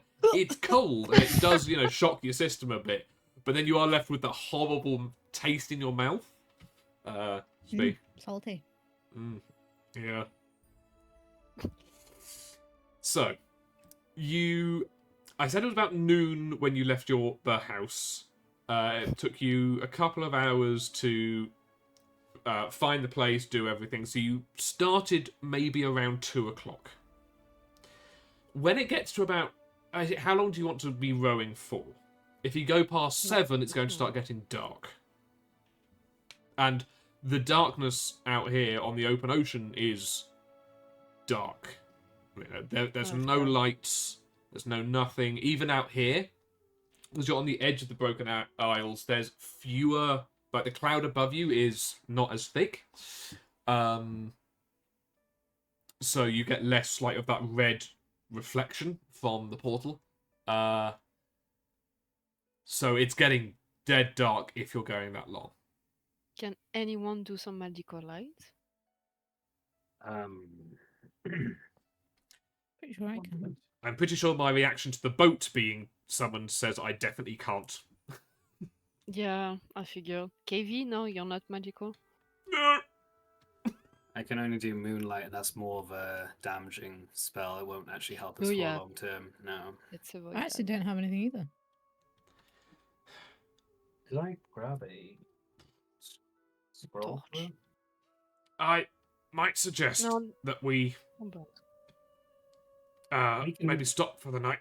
We'll find somewhere. Yeah, I can use one of my other scrolls to give us a comfy place to stay as well. What do What you do you mean? want? Oh, let me show you. Let me get you to shore, and I will Yeah. wow you with some magical finance of my own. Did you say sure? Sure thing. Could you be okay, Gabby? Land, please. I imagine them crawling on the floor. You get to shore, the dogs jump off first, give them some big, good old dog shake to get the excess water off them. The woman does the same thing to get all the water off her stuff, her furs. And so you can camp on the beach, or you can head up towards. There's like a small copse of trees that might offer you some cover if you wanted somewhere not as open. Yeah, we'll go to the copse of trees. My little trick here will work perfectly there. I don't know what this is, and I'm Greg's not scared. trying to remember everything. So let me set the scene first. Of course. You head up to this copse of trees, and that they're quite thin, twiggy trees, but within a couple of feet, you are completely. It feels like you're in a forest, although you can still hear the lapping of the waves off to one side. You find an okay clearing in the middle. The ground covered in quite gnarled roots, but it's even enough that you could lay stuff down if you wanted. So, We don't need any of that. Ren, Hi. what are Cool. you going to do? So I'm going to go into my one of my pockets for where I put my scrolls, and I'm going to pull out the scroll Leomund's Tiny Hut. Did you get that? That was my choice reward when we helped those spellcasters at our home game, the only one that we managed to have. Don't remember this. Well done. Thank you. Yeah, that was one that we did ourselves at the end. So I get a 10-foot radius immobile dome of force springs into existence around and above you and remains stationary for the duration. Spell ends if you leave its area. 9 creatures of medium size or smaller can fit inside the dome with you. The spell fails if its area includes a large creature or more than 9 creatures. Creatures and objects within the dome, when you cast the spell, can move through it freely.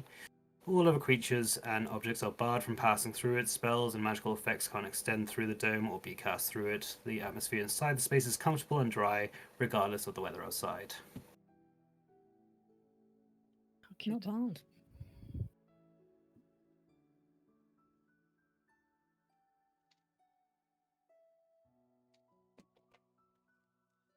So, Oh, I'm so sorry! Oh my god, I'm so sorry! You got that. Oh shit, I'm so sorry! we are going to take a break here, sorry! and we'll be Oh, back shit. soon. We are back. We are now recording again. We are calm. We are calm. We are centered. Scared. Talking of being centered, Ren is setting up a center. So Ren, can you just describe what you're doing again? So I find a big space, a 10-meter space, and I pull out the scroll Leomund's Tiny Hut, and I tear it and cast the spell. So a 10-foot radius immobile dome of force springs into existence. So it's going to look like, obviously, like you can kind of half see it, but obviously when you step in, it'll be like this nice, warm, comfy, lots of dark blues and golds.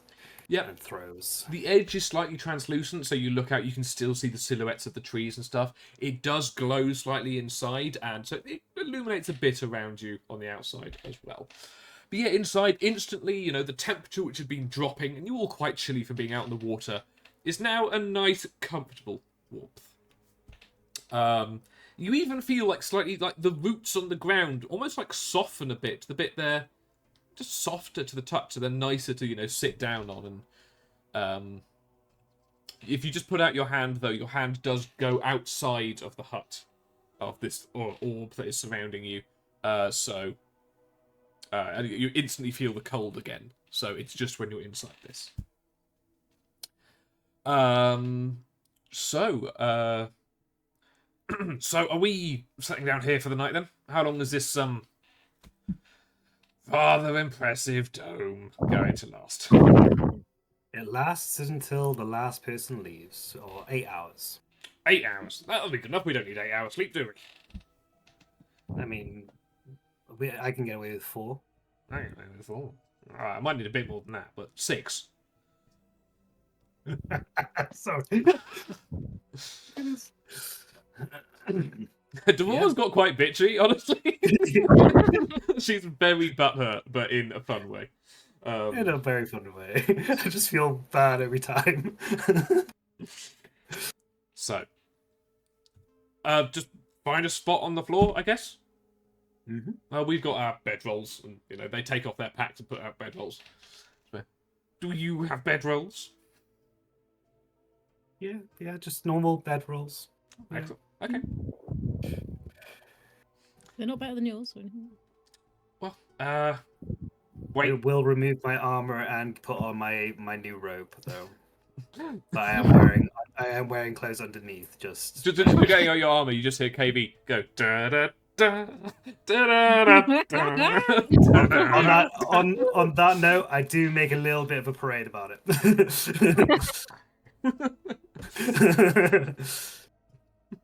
You do that, and Griff just stands up, reaches behind his neck, like pulls out a cord, and his armor falls apart nice and neatly onto the floor. So, like, Impressive. That's very cool. Damn, that is amazing. Can you show me how to do that? I feel like that's fair, even though I don't know why. But very impressive, Griff. Fair play. he laughs at it, but settles down. He puts, just like a rag or towel over his head, because there's a slight glow in here. And so those three are all settling down for the night. They're all sleeping quite close together. You notice that each of them are like, have got like a hand on the other one's ankle or something, just to, as like you can imagine like some kind of like a warning system that they've set up over the years of adventuring together. Really cute. Yeah. I'm sorry. Then you hear, Oh my god. Oh my goodness. Okay. KB snores like a. Wow. I guess Leah isn't settling down to sleep, given they don't. But Ren and Eri, what are you doing? I'm gonna find a really quiet corner, like almost try and have a little bit of privacy. I'm still feeling really crap from the sea, so I literally just conk straight out. Okay. You're out. Just for a quick nap. Yes. That was the intention, just a quick nap. Okay. And Ren?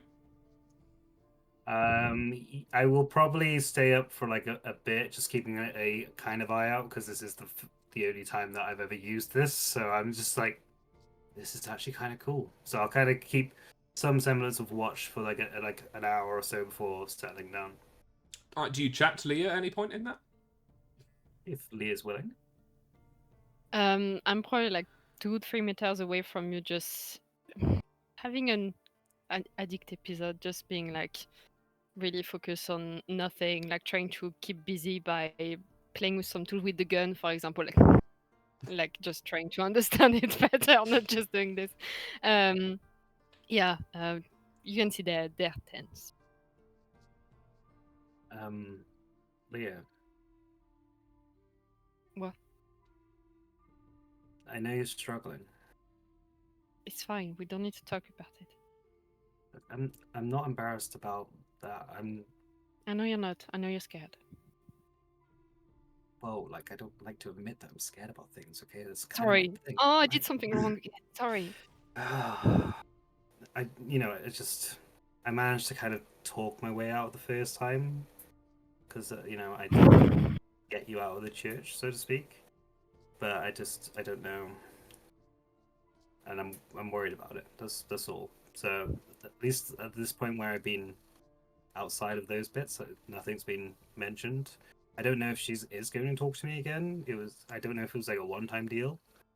But I'm just worried because you mean a lot to me, and I don't want to break the what I am, because I would choose to protect you over do that. It's okay. If she means more to you than me, it's normal. We just met. She's everything to you. But can I speak freely and ask questions freely about religion? Because I don't want to be disrespectful, but I'm really struggle to understand you, and I would like to understand you more to feel closer to you. No, ask away. I hoped that faith was something positive where you can embrace it and be yourself. And I know some religion have some rules, but it doesn't. I'm sorry, but it doesn't look like it makes you really happy right now.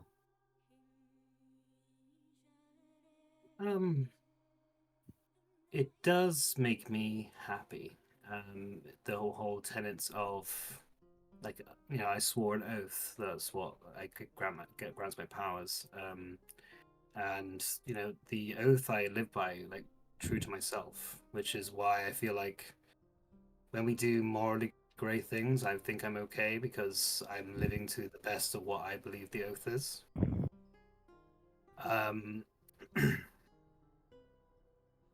I generally thought this was kind of like a blind uh, faith thing where, like, I swear to my oath, and it's the act of me keeping to my oath was going to, like, see me through. I never thought that Sune would deign to speak to me, and I think a lot's happened since then. And it's when I also found out about the other thing, it made me realize how much I know now, and with the fact that she spoke to me, makes me realize that, oh, these, like, I've been living the oath the way that I believe it should be lived by, not by the way that I was taught. I live it by my way. But seeing him made me realize that, oh, there is actually going to be this is our point of view, and I'm just trying to figure out where that line is at the moment.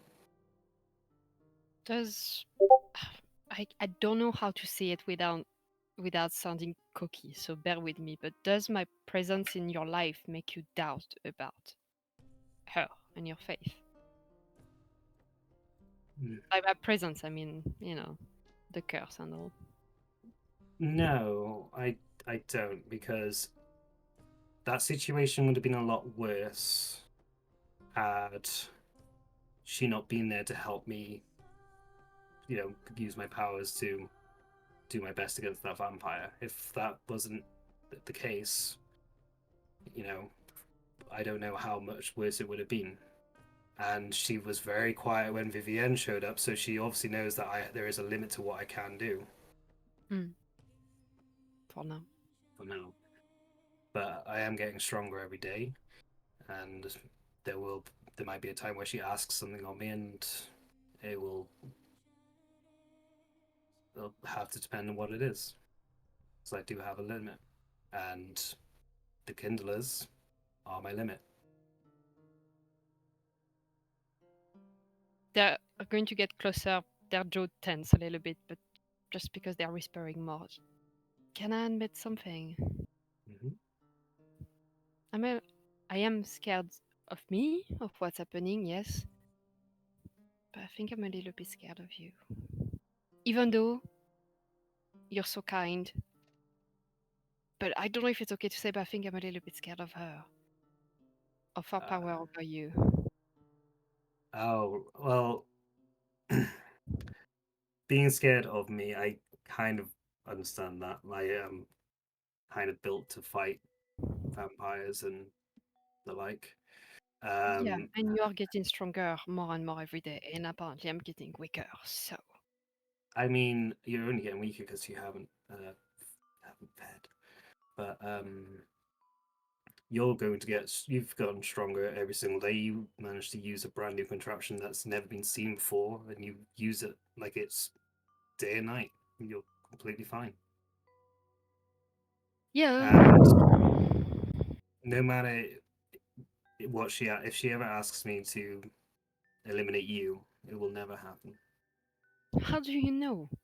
You love her so much. Sorry, I'm being rude now. I would break my oath first. Because that's not. I followed this because it brings me joy. That would not bring me joy. Insight check. Just in case. You can roll it against perception or deception, Ren. Don't tell us which one it is. Okay.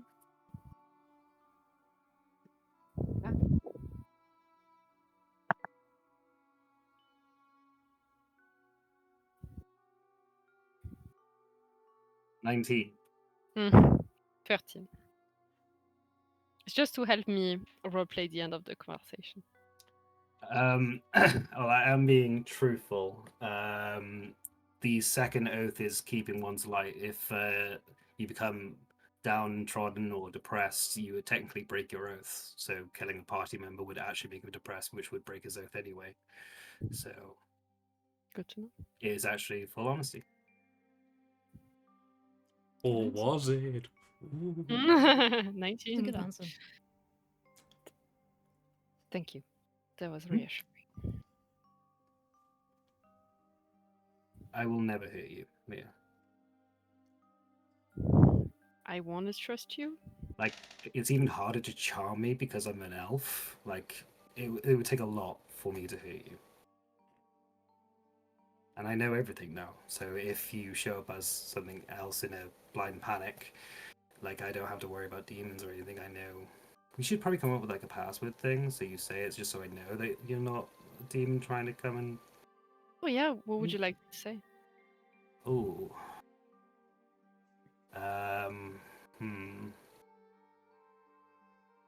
Hero thief. We'll use hero thief. Okay. I'll let you rest. You need your meditation. Yeah. Are you gonna be okay? Like, Again, when I found out, I did offer, and it is still open if you need it. it's in the back of my mind. Thank you. All right. Well. Prefer to avoid that. Yeah, no, I get it.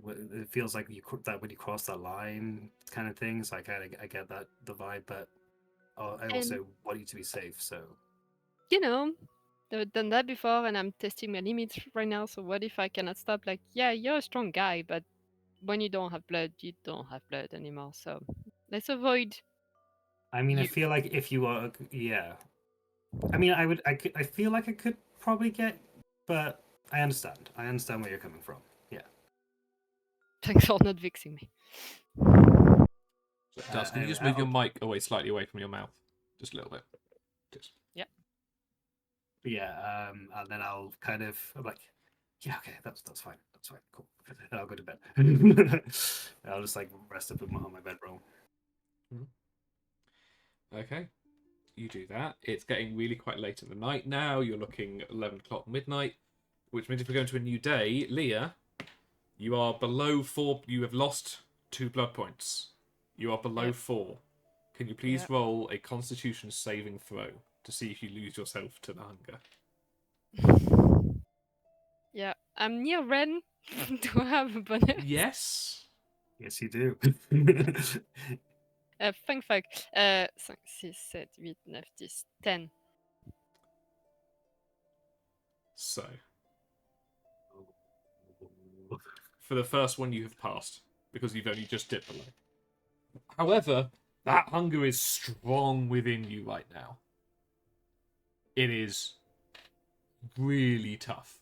You feel it gnawing at your stomach. You feel like pressure behind your eyes with this desire that you're having to try and keep in. Like, you start looking around to try and find some kind of distraction from this. You know, you try not to look inside this dome because there's 5 lovely meals sitting around, and you find yourself staring outside of this dome. and you find yourself just staring at one spot, just trying to take it out of your mind. And then your mind just kicks into gear a second, and you realise you're looking at someone. It just gently illuminated. Just you can't quite see them because by the trees, they're just outside by the trees, and the light of the dome isn't quite reaching them. But there appears to be a humanoid figure standing outside. Can they see me? Can they see us? They appear to be looking directly at you. You can just see the reflection of a couple of round glasses, and they're looking in your direction. Is it enough to do an insight check? No, you can basically just see the outline of a figure and just the reflection of some glasses. How's the smell? Is it tempting? Not much of smell is coming through. You can't, because you're in a confined environment. But just for a second, you see a second flash of light reflecting off the little bit of light coming from the dome. And you see him just extend his hand and just flick it towards your dome. And then you see landing on the outside of the dome, but not entering and rolling down the outside, is quite clearly a red liquid, which he appears to have just cut himself and flicked it at the dome. Jesus Christ. And that, there's very few droplets of blood, and they are instantly in your eyes. You are fixated on them. Yeah, without any self-control, they're going to slowly get up. It's obviously a trap, but is that or they eat their friends? So they're going to slowly go out, going through the blood on our fake wall. Probably turning into myself because I don't have control over my person now. Yeah, you flip back to your main changeling form, and yeah, there is clear. And the second you're outside the dome, you smell rich blood. Hits you right, like the smell of a. What's the nicest smelling food to you, Darcy? The warm chestnuts. Warm chestnuts it is. It's like you haven't eaten in days, and suddenly, you've just walked past like a warm chestnut factory where they make warm chestnuts. You know what? Fuck it. You're actually in a wood of chestnut trees, because I like that now. Nice. And as you step out, the person starts walking backwards. Away from me. Yeah, walking back, yeah. And they flick they just rub their hand on one of the trees and just leave a dark red smear. Do I see if they have a weapon or if they are stronger than me? Like? They appear to have just a very small knife, which is just dripping slightly. Is what they cut their hand with. I have psychic knives. It's fine. I'll follow them. Yeah. So how are you walking at this point? Like, you've gone kind of full predator at this stage. Yeah, I wonder if it impacts my stealth. I don't think so, because if I act like an hungry cat, I guess I'm quite careful. But quite, how do you say, oblivious. I'm not aware of what's around me, so maybe I walk Oblivious. on brambles. I know that my prey saw me anyway. So, yeah, doing my best to be dexterous, but not being really careful about the noise I make. Does that make sense? I've just posted some new music to switch to. Okay. So, he's backing away as you're kind of creeping towards him. You pass the tree, and you just, the scent of blood is just dripping down. You can almost see it in the air, So yeah, even with your dark vision, he's staying just on the edge of your dark vision. You can just see him. He's backing up still. I mean, I'm following until they... probably for a minute. If they don't stop, I will say something. No, it's about a minute, and then you find he does stop. You've walked a fair bit. If you just look through the trees, you can just see the faintly glowing dome, but you're a little way off. And he does just stop in like another smaller clearing on the far side to you. Okay. I don't think I need to speak really loudly for them to hear. And I just say like, who are you? What do you want? You see him break out into a huge grin. I will say this looks like... You can see him properly now. It looks like a normal person. You know, they're grinning with, like, yellowing but normal human teeth. They're wearing this long black coat. As I said, they've got round black spectacles over, like, kind of buzz-cut hair. You know, big grin, and he just looks at you, and then with his bleeding hand, taps in his eye twice, and points behind you. What's behind me? Do you look? Yeah.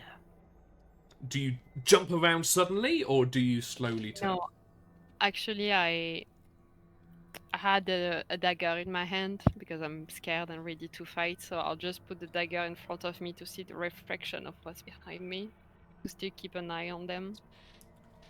You cannot see anything in the reflection. Oh no, there are more vampires. Okay. You hear... You're suddenly, like... There is a slight snap of a twig directly behind you.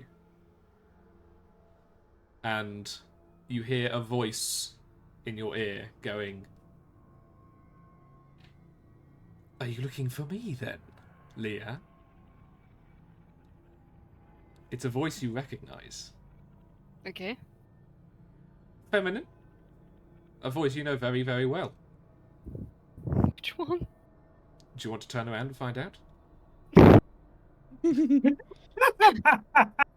Nope. Okay. I turn. You turn. I try to look composed. Performance check with disadvantage. Do I have to? Yeah. Okay, for the fun of it. Wow! It's 2 nat ones! You turn, you fumble with your feet in the root and you fall over backwards. Yeah. And you're kind of like, you look up, and standing up very tall in front of you is Vivienne. I was about to write. What are you doing here? Oh, surely, of course you were. You can head off now. Or you can find somewhere to watch if you wish. She gestures to the guy who just goes and hangs on the edge of the clearing. Are you an illusion caused by my hunger? Are you even real? I try to get up. Slowly. You can try and get up if you want, of course. Although, you know, it was nice seeing you splayed out on the ground. Almost like you were going to be begging for help. That's what Naya did, after all. I'm sorry. Yes. Naya was begging to survive. I didn't let her, of course. What? What is happening? You're not real. That's my imagination. I just need to feed. That's what Boo tried to tell people to calm them as I entered their little orphanage of yours. You're playing with my mind. That's Oh, am you're I? not real. Prove it. Tell me, Leah, how would you like me to prove it? Their eyes are screaming, don't. You can, because it's not what happened. But I'm here, aren't I? She walks, just you're still kind of half getting up. She just walks around you slowly, looking down at you. I mean, you gave me a bargaining chip, and you even worried that the second you had set foot outside of the city, that those you had made a deal to keep safe would be left vulnerable, and of course they were. That thought was definitely running through your mind, wasn't it? Maybe. How could I trust you? So I'm you still- probably shouldn't have. I'm still persuaded that you're eternal. You need the fun. A pact of a few years for you is nothing. Well, perhaps I get more fun from killing. No, you don't. I saw you kill your own daughter. Exactly. You saw me kill someone who was supposedly very dear to me. Yeah, you didn't have any joy out of it. Like, if you kill my people, you cannot play with me anymore like you are right now. Therefore, they are alive. And again, maybe you had let slip to one of them what was going on, and maybe they'd worked it out themselves. And of course, I can't have people running around my city knowing my secret. That's why I had to get rid of you, of course. They have no idea. They don't know. They didn't have an idea back when they were alive. Stop it.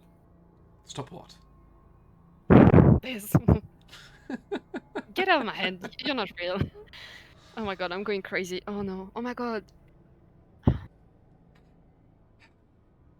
I reopen my eyes. Is she still there? No, she isn't. But then you feel someone flick you in the back of the head. Turn back. So gullible.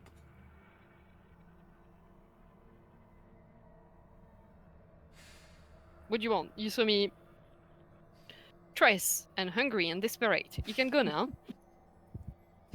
I could, or I could stay here. Your despair and your worry and your hunger is delicious. All those feelings bubbling around inside of you. It's food in itself for me.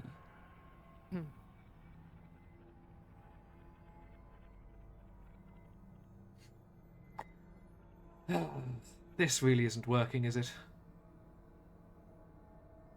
What do you? Your brother- Well, really was worth a try, I suppose. But it did at least lead you away from your friends.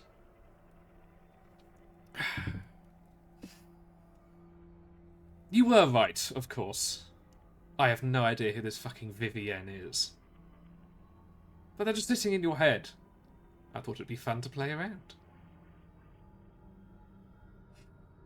Who are you? It's an interesting question. But I think I'd rather let you try and find out for yourself. Can I do something? If you would like to try. I shot in the air to wake up the others. Yeah. Okay. Bang! Yeah, you absolutely can. Like, even the beast looking like Vivienne jumps and says, "Oh, fun." Perhaps I've got some spark in you, but... that was just what was on your surface. This Vivienne stuff. Let's see what's a little deeper. And you feel your head really start to hurt for a second, and I need you to do a Constitution saving throw. As they grin at you, with the mouth growing wider and wider, a pure split mouth grin filled with a few too many teeth and glowing orange eyes. What is happening? Like, am I resistant at all as a fae? Nope. If it's charm? No. Okay. What do I roll then? Sorry. Constitution saving throw. You are not within 10 feet of Ren. No, I am not. Ability. Oh my god, isn't that one? Have you just rolled 3 nat 1s in a row? Damn. We need some new dice. Yeah, I The only- creature raises Vivienne's finger, and the end of it just turns a horrible wizened black, taps you on the forehead, and just you feel yourself falling backwards, and you pass out. Okay, badly, yeah. Did we hear the gunshot? You did. The 5 of you are startled awake, like a shot. Literally. Yeah. I will run immediately. Well, like you've just Without- woken up by a loud bang. You don't know anything. I'm the first person to get shot by that bang. I must know what it means, right? Yeah, you know a gun's gone off. I will look for Leah in the hut at first. You notice that Leah is not there. And the others are getting up, just like, what was that? That's Leah's new weapon. If they've shot that means they need help. I mean, where? Like, they're not turning around, like, looking outside the hut. You know, it's 360 degrees. You can't see anything. Guys, there's blood on the floor by the door. Oh shit! I think we should follow this. Yeah, do an... Okay, it's going to be difficult because it is dark. Do an investigation check to see if you can follow the blood trail. Ooh, Survival. Okay, yeah, survival I think is better, actually. Okay. survival. Thank Hmm. you. That helps me out. 21. Put down. That was with disadvantage, right? No, did I say disadvantage? No, you just. I didn't. I said that in my head. So You do where'd it. that go? It's got a higher DC because you are in the dark. But yeah, Like a night vision. it's you Okay, get dark some. vision It's even. better, but Night vision. I got 16 in total. I should probably roll for the other three because the other three are all out with you.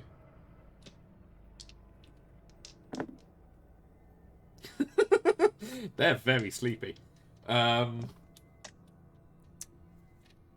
So they spin around and just go. I can't see anything. It looks like that way, and they all point in completely different directions. Ren and Eritrea, you both think no, it's this way, and you also look in different directions. All of you are pointing in different We directions. split That you up. think it goes. Okay. We should split up. Yeah, split up. If you see Leah start shouting, we'll start running over. Yep. Okay. 5 of you run off. Eritrea, Yes. you got it right. You start running through the forest. You're having to dodge around trees, gnarly trees, and you see through the trees Vivienne standing over the unconscious body of Leah. But it's a wrong Vivienne. Like, you've seen Viv before a couple of times. But her mouth is too wide, her eyes are glowing orange through the trees. And have you tried to be stealthy, or did you straight up run to try and find out? I think as soon as I'd clocked that someone was there, I would have stealthed. Okay, I don't know, please. like, if you want me to roll or... You will have to roll stealth then, yes. Okay. You're a good rogue. Now we appreciate Harry being a good rogue. No. 6 plus 3. Nope. 9. Thanks too. I'm sorry. Just as you clock this beast standing over Oh. Leah, Oh, I'm wrong. It's got a dot on the bottom. It's a 9 plus 3. still not high enough. Still bad, I okay. apologise. No, it's better. It is better. But it was as you clock it that you think I need to stop. But as you do, it looks up at you, and it goes,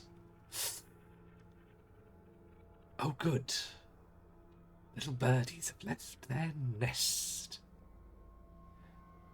Come on in, everyone." You suddenly feel behind you, Eritrea,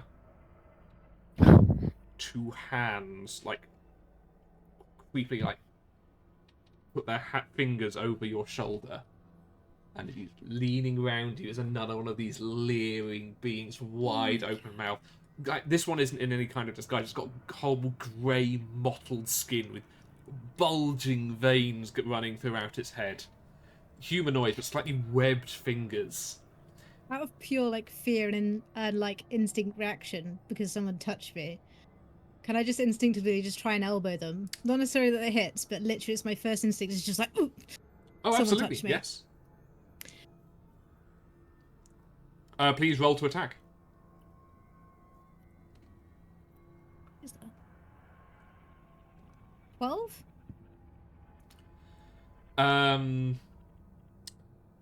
What kind of roll was it? Sorry. Roll to Allow attack, it. so add your attack modifier.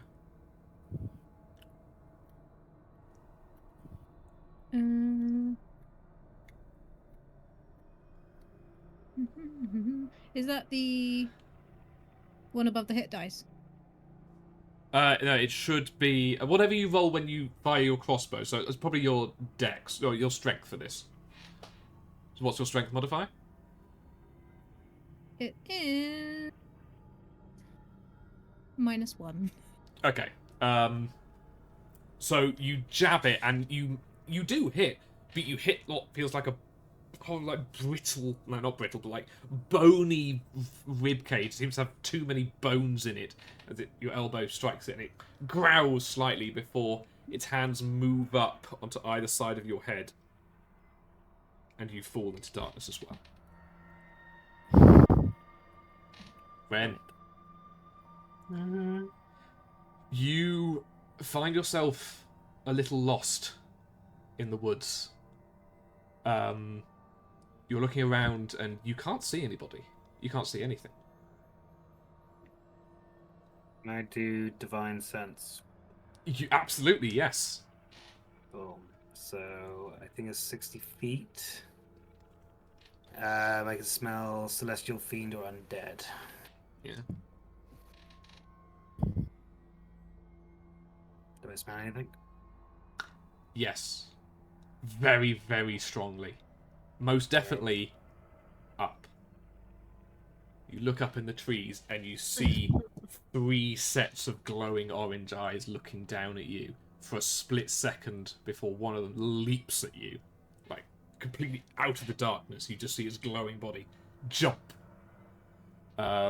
You can try and do a dex saving throw if you want to try and get out of its grasp.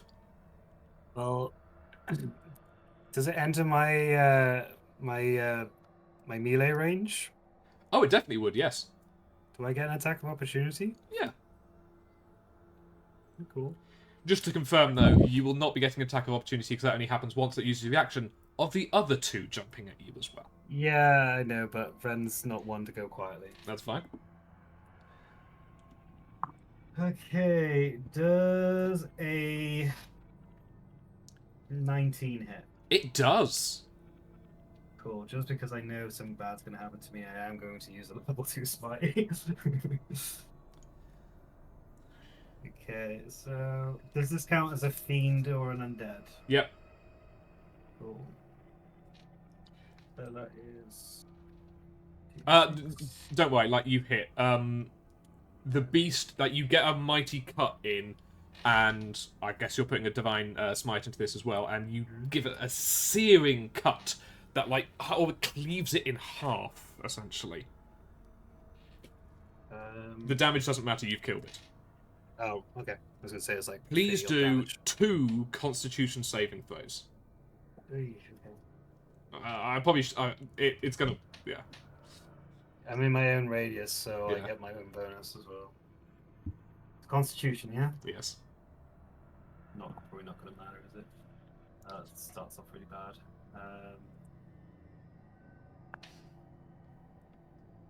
So a 22 and a 12. Nope. You manage to cut one in half, but then the other 2 like get round your guard. One of them like clings onto your halberd, like stopping it from moving, and the other one just leaps at you and grabs your head. And again, you also fall into darkness. Cool. So we're going to start with Eritrea. I know that I've asked you this prepared, but what is Eritrea's worst nightmare?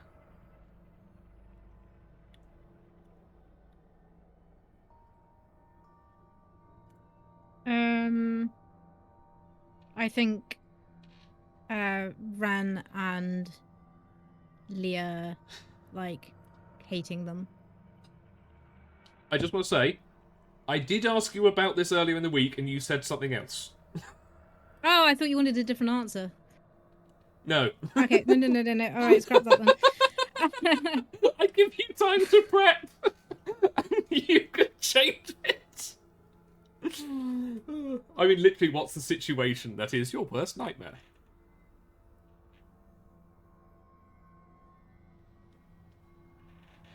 So. Oh my goodness.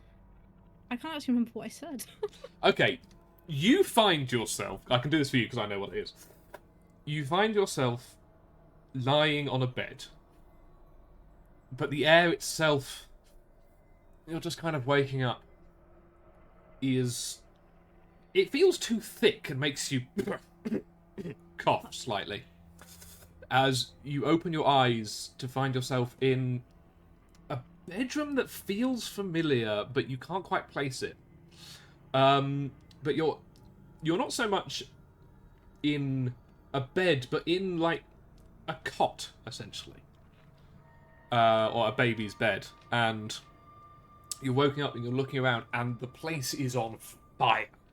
The entire room you're in is burning. The smoke is billowing in the room all around you, and you feel yourself... You try and move, but you can't.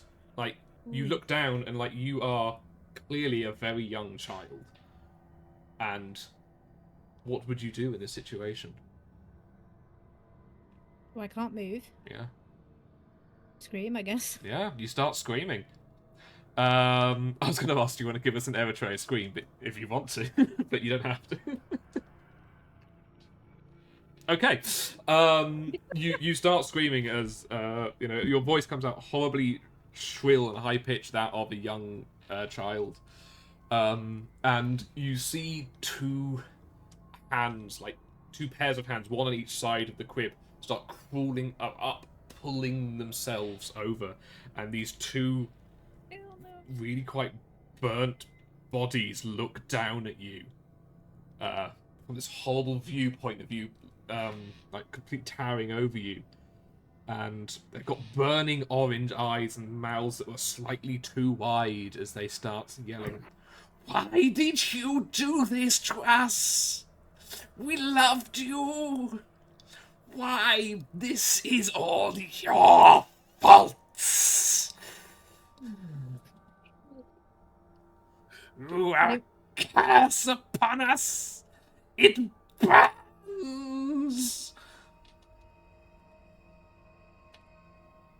I think Ari would just stop screaming and just stare into space, like completely disassociated. Just. Yeah, it's horrible. Like the panic and like stuff, it really does take over. But like it kind of like stops your emotions just for a second, and like you're just completely overwhelmed. I'd be like trying to cry, but I can feel like the tears evaporating as they like come out. Ooh, love that description. And the horrible screaming of these two bodies suddenly turns into sickening laughter as they look down at you again and say, "Oh, this one tasted good. Let's do another." And you black out again. Red. Don't ran me. Your turn, baby. Oh, bro. I thought it was the fire, but I didn't want to say it if it wasn't. I asked you like earlier because it's give you some time to prep, and you just change it. Red. Hi. You find yourself standing on what looks like an infinite grey plain. The floor is ever so slightly covered in this, like, slightly a glowing blue mist, very slightly around foot level. And behind you is a light. It's a bright red light coming from behind you. Kind of flickering slightly. You can't see what it is yet, unless you turn around. I turn to look at it. You see, rising from this dark blue mist is a copy of the bust of Sune, which you wear up around your neck. But huge, like mountain-sized. And it's glowing, it's beautiful, radiant red. And it looks, and then it I moves. instinctively go on my knees. It bends down to you. The head, the hair starts waving. It looks down at you. Its eyes start burning orange as the mouth opens again with a split mouth look, and it goes, "Wren of the Feywild," in Sune's voice.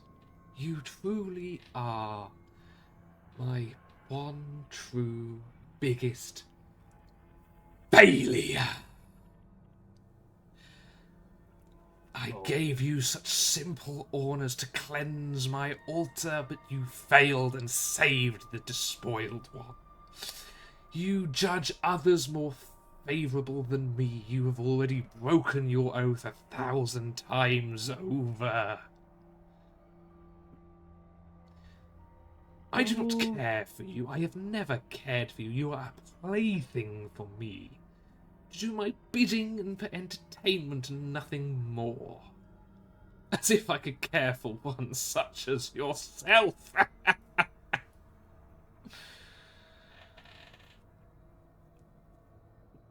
Well, nothing to say in your defense, oath breaker? I'm glad I could be entertaining for you, Sune. Yeah? That's it. How does this make you feel? Oh, he's shattered on the inside. Absolutely shattered, but Yeah. in his mind, this is Sune, and she is worthy of my respect. So instead of being a bitch about it, I'll just accept it and be like, I'm glad I could be entertaining. But shattered on the inside. It would give me great pleasure to say that betrayal of me was the worst thing you've done. But it's not the worst thing that you will do, is it? And this flaming bust of Sune falls forward onto you, and you black out. The last moments he does try to catch it to save it. It's like kind of catch a mountain, but I get it. Yeah, but that's the motion that would have been before the crush. Yeah. Leah. Wow. Yeah, Fudge do you want me to me. describe it? Yeah, you absolutely can. Can it be long, like several scenes? Yes, it can, yes. Okay. I think that Leah is not a performance person. They don't like being on stage, so it's going to be on stage, but a stage without any walls. So it's just darkness around them, and the spotlight is around them, and it's like a succession of like mise en scène and different decor that are going to go one after the other one.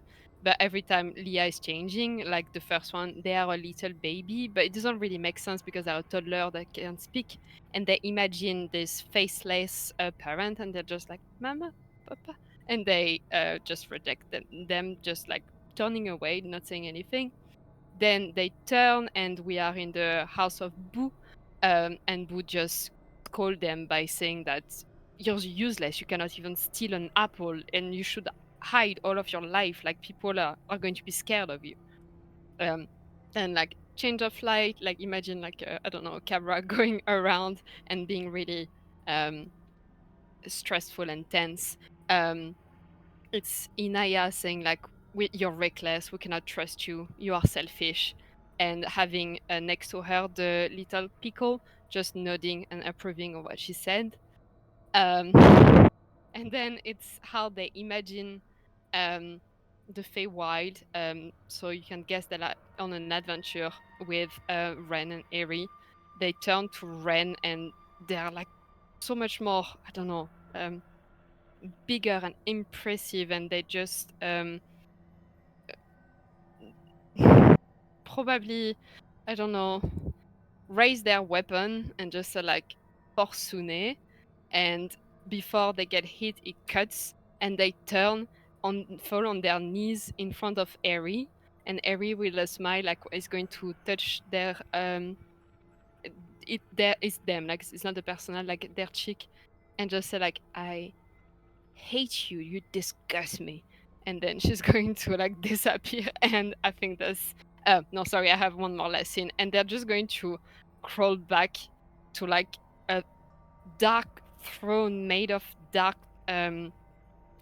thorn and roses, and on it is Vivian just waiting for them, and they're just going to crawl back to them and just like rest on her chest, like they're just one in this darkness of the curse. Sorry, that was really long. Yeah. No, yeah, it was excellent. And through all of this, you are hearing cackling laughter, and like on the edges of your vision, you see countless pairs of glowing orange eyes. Who is the audience? Yes. Yeah. And they are laughing at your misery. That's good.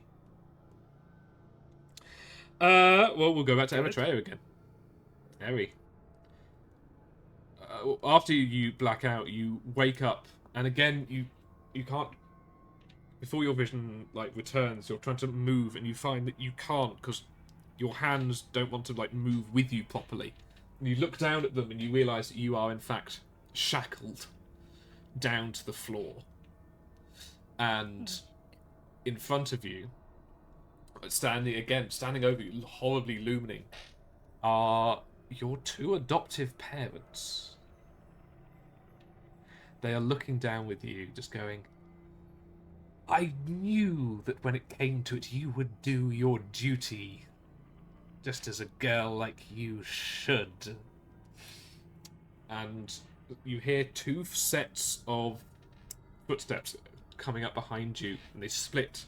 One stands on one side, one stands to the other. You look up to the left, and you just see this generic, huge, bulky orc standing covers in furs and holding an axe made of bone, dripping blood. And the blood is dripping onto your shoulder.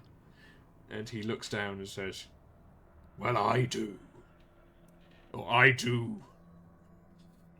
And you look up to the other side of you, and Noemi is standing over you as well. Well, last time I brought you to an altar, it was to marry somebody else, but I suppose this will make do. I think in the vision or whatever, I would start like pulling on the chains and just be like, no, I won't do it. I won't do it.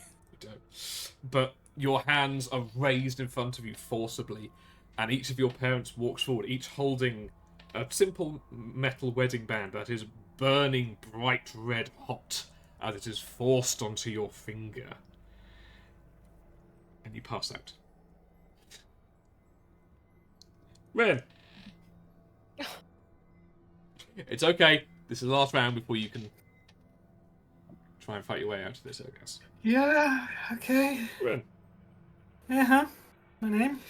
The statue has fallen on top of you, and your world goes bright red, then to black. And then the world fades in front of you. And you find yourself standing on... You're standing in the middle of a city, not unlike the ruined city that you've just left of the demons. Everywhere around you, the city is burning still, and you can hear screams all around you. You feel something heavy in one hand, and you find yourself holding the long halberd that you saw in the shop that you went to with the shopkeeper. The one that you were really interested in, that cost too many souls. Yeah. And you feel there's something fall heavily at your feet. And you look down, and suddenly the cobbles that were around you are just covered in countless bodies, all of which are dead, and you know they are dead by your hand. Instantly throw the weapon. You throw it, and then it reappears instantly back in your hand. I would never. You look down, No. and your silver armor is black. Like, small gouts of flame appear from the cracks within it, and two of the bodies at your feet look up, and it is the bodies of Leah and Eritrea looking up at you. And in tandem, that orange eyes, in tandem they look up at you and just go, was it worth it, Oathbreaker? You took the souls that you wanted, and so many more. I think that would be when Ren starts screaming. Delicious! Cool. Ooh, Okay. He says. Right, final rounds, guys, don't worry. Leah. Oui. Your final one. You find yourself standing just in a field.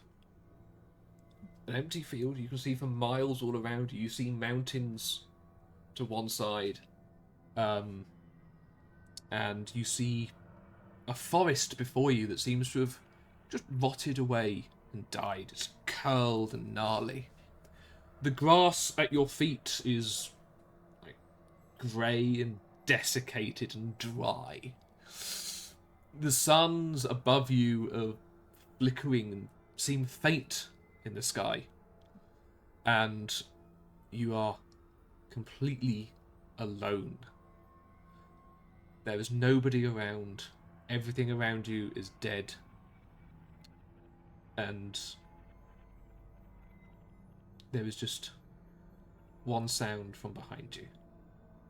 As once again you hear the clicking of her heels as Vivienne walks up behind you and puts her arm on your hand, on your shoulder even, and just goes, "Welcome to the end of eternity. I promised you would see it. Nothing left but you and me now. Everyone you've loved has gone, has died. How does that make you feel, Leah?"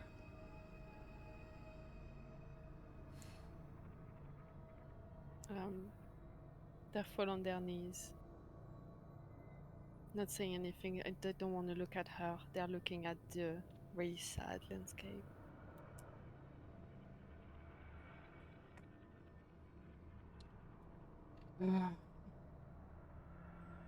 You had so many chances to end yourself.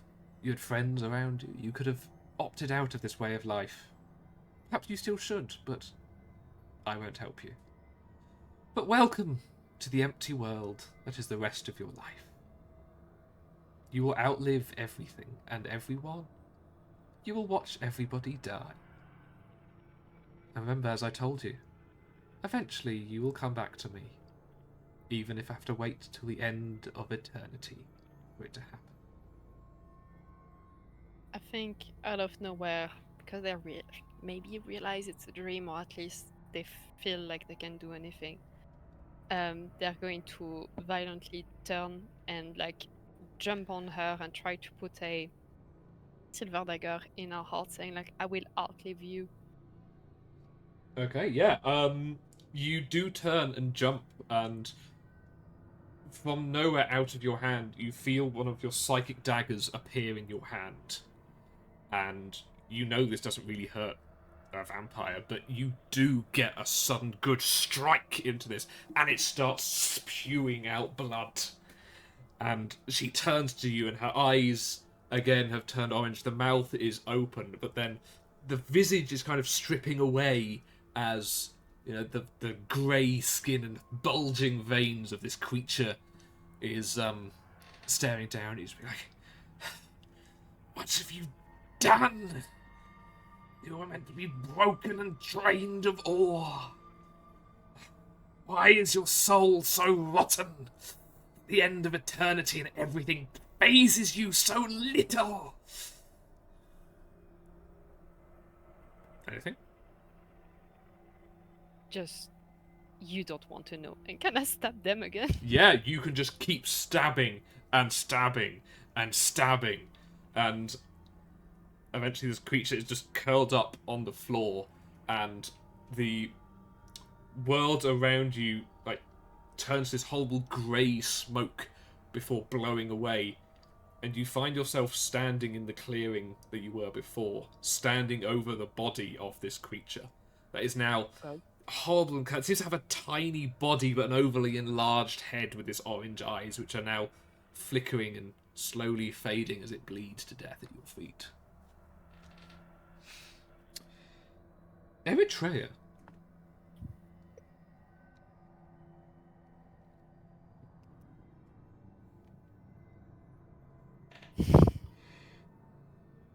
You find yourself standing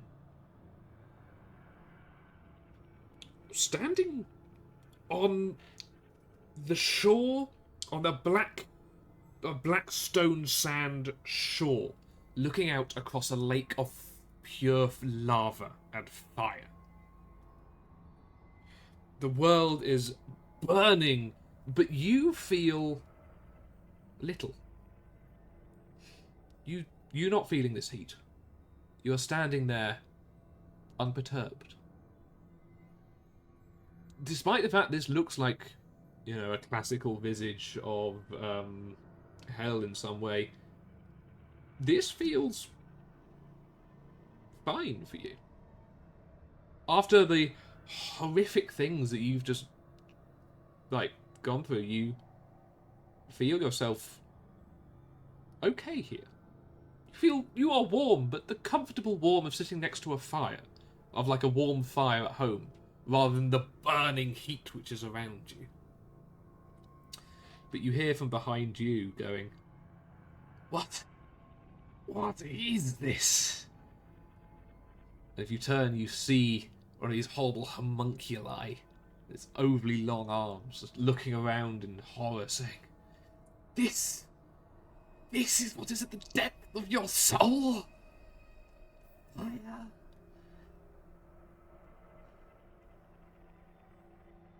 It's home.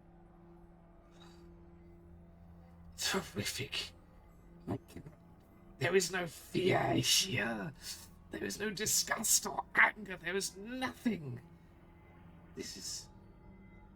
What are you?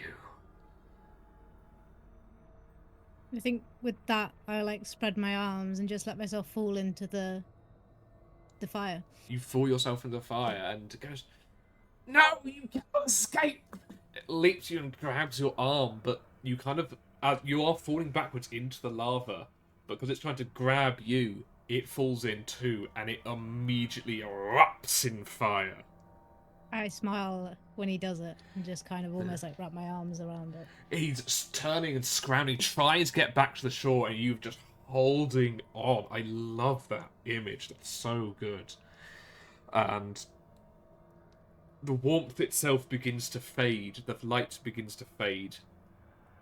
As you do find yourself lying on the floor of this forest.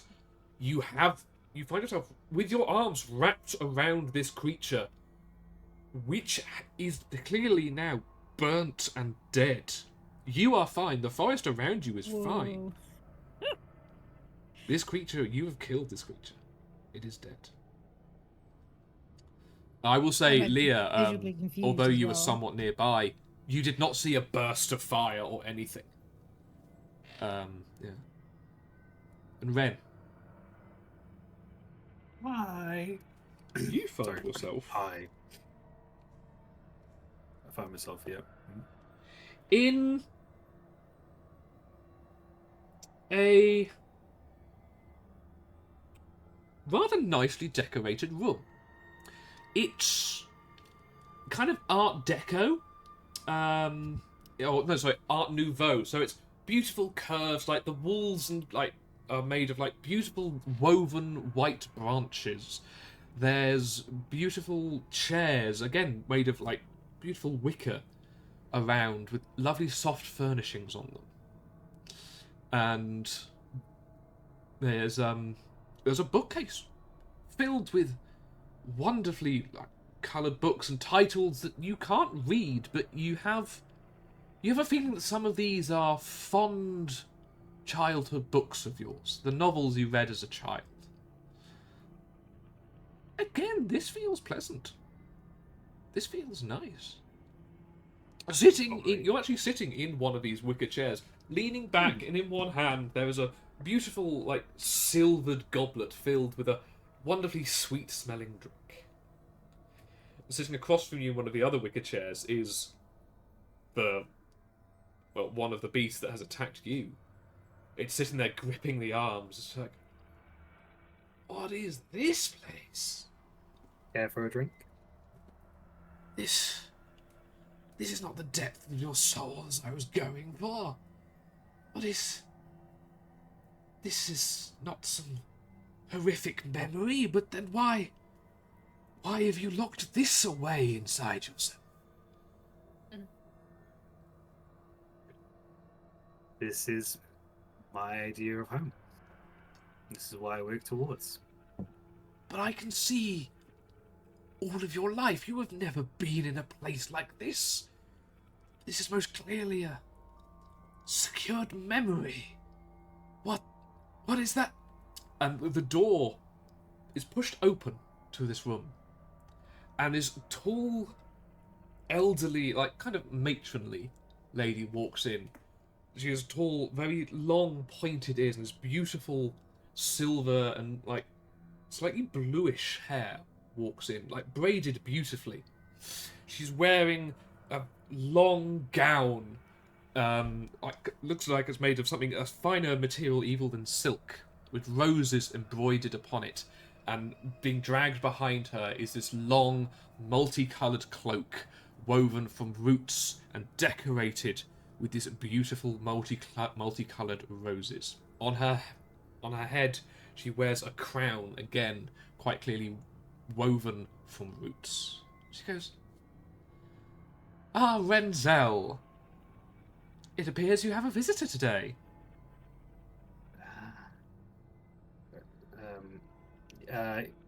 Sorry. Can you say that again? Sorry, I was mesmerized by your striking appearance. Ah, Ren, you were always so charming if not so forgetful. That's why you really are one of my favourites. Anyway, she smiles at you lovingly, and then her face falls for a second. She turns towards the guest. This one is an intruder in this memory. Be gone. She flicks her finger, and the wicker chair suddenly erupts in roots and intertwines this orange beast, the orange-eyed beast, and then seems to tighten and tighten until you hear a whole crunching sound. And as the world begins to fade away, this matron looks down at you, leans down, whispers in your ear, "Never forget where you came from, Renzel. So important to one's being." Where did I come from? As I'm guessing the memory starts to goes. fade.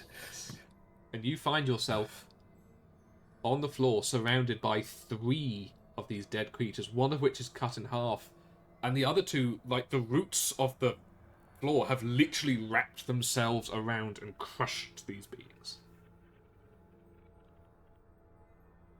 All 3 of you are free.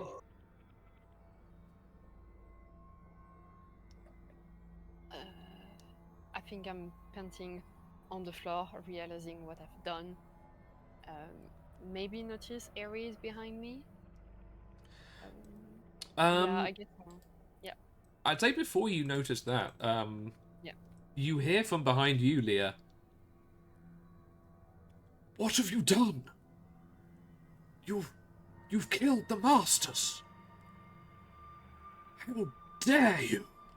And you look over, and the guy who had led you out here is now holding a very small knife. He's waving it in front of him, going, "You've killed the masters of this forest. You've killed my glorious leaders.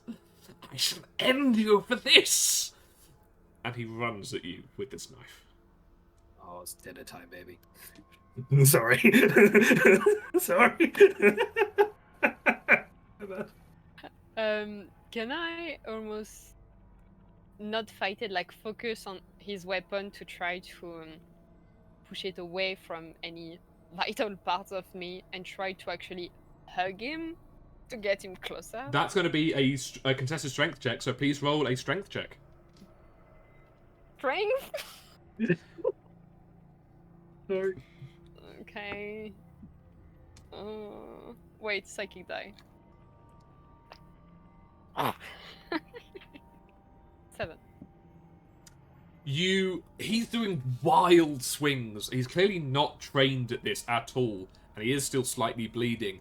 So he just completely oversteps at one point, tries to stab you, and like you just ever slightly move to one side, and so he's just off balance with one eye looking up at you, and you are able to wrap him in your arms. Yeah, I think I'm going to use my vampiric bite. Oh dear, should I attack? No, this also No? hits. This is fine. You Okay. bite You deep did the grab, yeah. into his neck.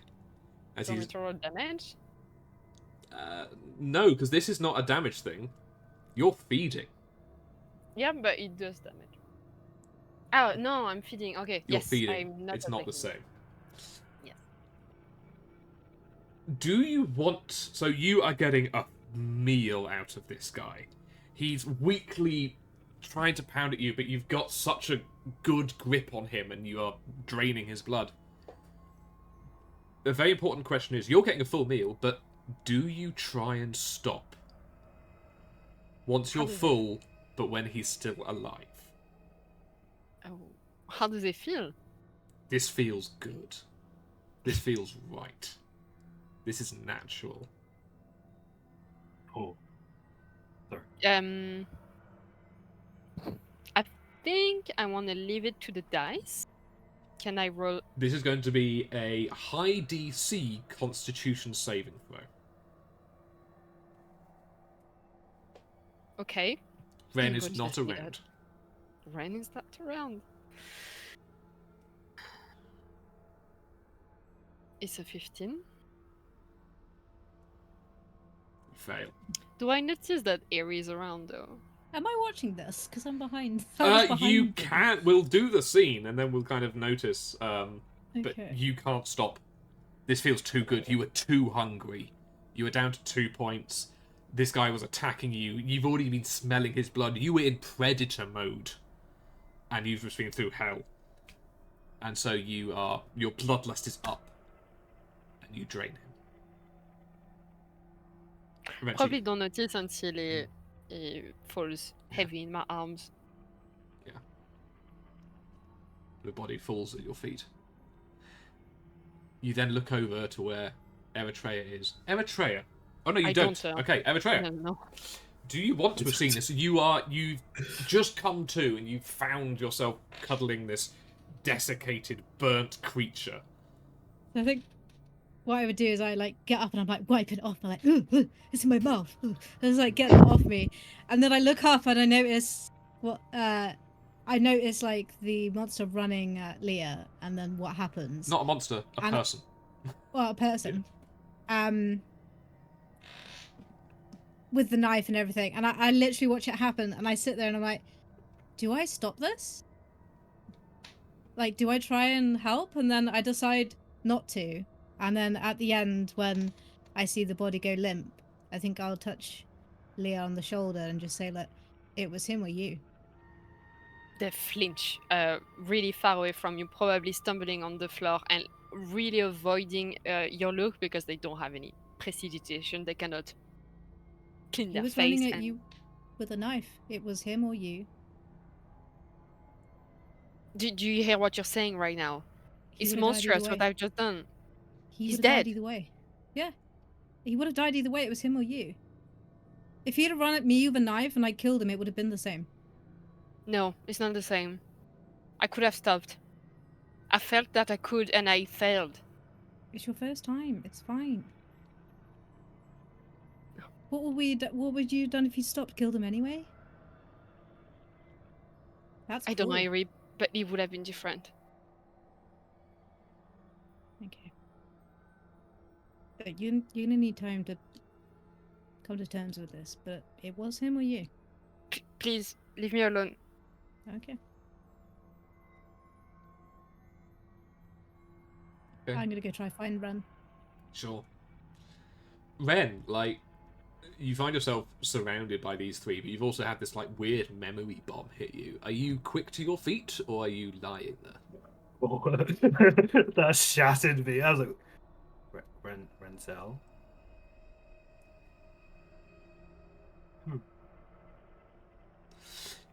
Eri, No, you I'll go find sit Ren down the on the roots floor. and stare him. Yeah. So like when you get there, I'm like staring at this root that's taken the other two monsters, and I'm just staring, and I'm just like, Renzel. I want to help him up, but I still feel like I'm running hot. Like I still feel like I'm like in the flames, so I just don't want to touch really anyone. So I'm just like, Ren, you okay? Um, um, yeah, yeah. Spooky stuff.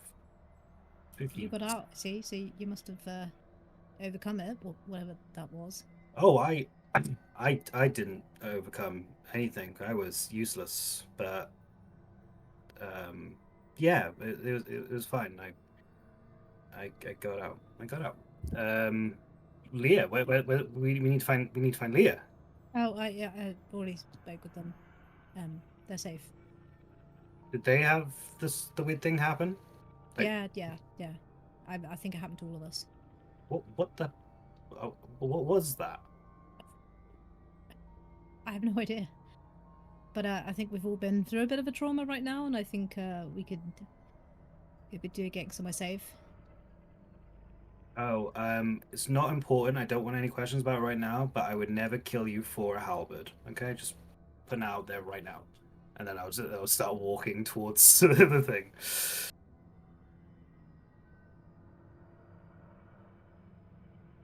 Okay, so you're heading back, Ren, to the dome. Mm. Eri? I think I'd take a moment and kind of like lean back against the tree and just like sit down and just try and like come to terms with everything that's just happened and like the guilt I felt, even though like I didn't really know why, but just like feel this massive guilt. So I think I just like Eritrea will just take a moment to like feel it. And Leah. Um, once they know that Eri is out of sight, they turn to see what they've done. They try to, on their white shirt, like try to clean themselves as much as they can. And try to lay down correctly the body and try to redo what they saw Ren do when they do the ritual after, after finding a dead body or something like that. Try to repeat the same thing, but then feel really stupid because they don't have the faith and obviously they don't have this spell or something. And just like give up and walk away closer to the camp was, but not ready to go back. Okay. I will say that Ren, as you get there, you see the immovable grandstand are back in the dome. Oh, thank goodness you guys are okay. Did Uh-huh. you guys see the same kind of nightmare shit? I'm guessing so. Does anybody want a hug? Nope, I feel like nope, I could. Don't touch me. Yeah, I think there's a lot of that going around. We should stay in the orb and get some sleep. Did you find Leah? Yeah, apparently both Leah and Eri are fine. They just don't have it in them to return yet. But I can say that we killed probably all of them. None of these three look good. They're kind of pale. They're not looking around. Like even Devora's, like she's usually sitting big and broad, but like this time she's. Oh no! It's just changed to Dark Castle. She's hunched. And very like, and they kind of wordlessly go and find somewhere to sleep, but they're nowhere near each other this time. All of them need to take their own time. I guess Eritrea, you will come back at some point and just find somewhere to sleep. Yeah. And Leah, once everyone else has gone to sleep, do you? I think like I climbed a tree and I was looking at them going back to sleep, reuniting to make sure they're okay. But would it be okay to interrupt Eri when she's about to get closer to like a bit out of nowhere? Sorry, it's a bit scary after what happened. But I just In a grab her tree. arm. Yeah. I'll Sorry, probably didn't want to let out startle a you. little squeal. Sorry. Can we speak? Yeah, of course we can. I just realized like I went through hell in this nightmare thing, but maybe you did too. Are you okay? Yeah. I feel a little bit numb, to be honest, after that. Was it scary for you too? Yeah. The main feeling wasn't fear, though. 'Cause I feel like I know what I should expect. It was more shame and despair. Yeah. You obviously don't have to tell me what you saw. I must. I didn't really understand the first thing I saw, but it was like immense guilt. And then, I guess, it was fear. But from the fear came courage, and then there was kind of peace. It was weird. But I kind of just have a lingering feeling of guilt now. It's strange. Why? I don't know. I feel like I'd done something bad. You did not. They were playing with our minds, playing with our fears. Right. That Yeah. wasn't you. Maybe I'll pass after some sleep, you know? Sure, yeah. They just noticed they had their hand on your arm this whole time. Just let go, be like, yeah, sorry. Dude, I apologize for telling you to go away. I was ashamed. I am ashamed. No, it's okay. Sometimes we need time to process things, even from the people we care about. I understand. You're okay. I think But ho- anyone should speak to you like that. I truly apologize. Thank you. How are you feeling? They just point at your ring because no word is coming out. I use my ring. You don't have to. No, I want to. What I wanna 3 know. emotions is Leah feeling? They did not lie. The big one is shame. Like it's it's like it's eating your inside when you feel it. Then I don't know if I can be that precise, but like a fear of abandonment. Like I fucked up so many times. This girl is going to run away, and I would understand. And care. Like they really want to know what happened to everyone, but obviously they cannot really ask. Okay. I think Eritrea would just like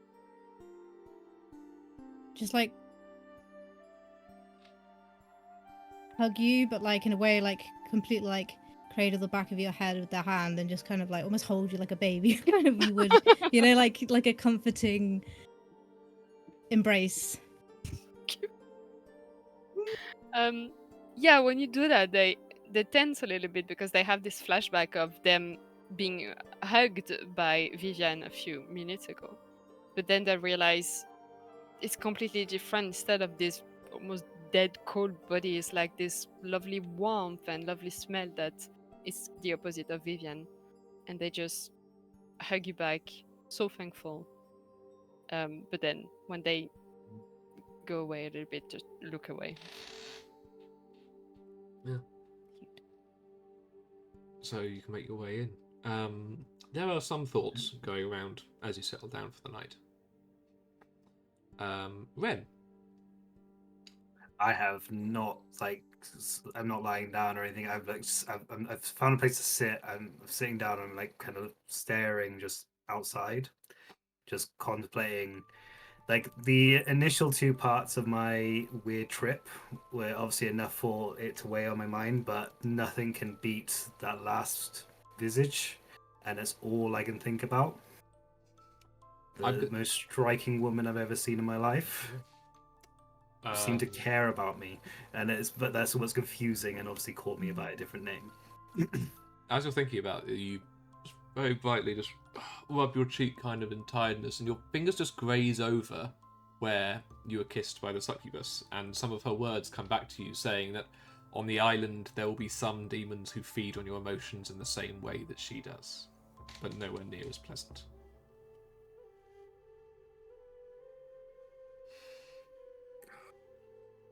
I need to thank her next time. She was right. Out of interest, Eri, which of the 3 weighs on your mind more? Which of the 3 that you were shown? One. Yeah. Yeah. I think it's like haunting. It's almost like it feels like it's something that has always been in the back of my mind, but I've never acknowledged it.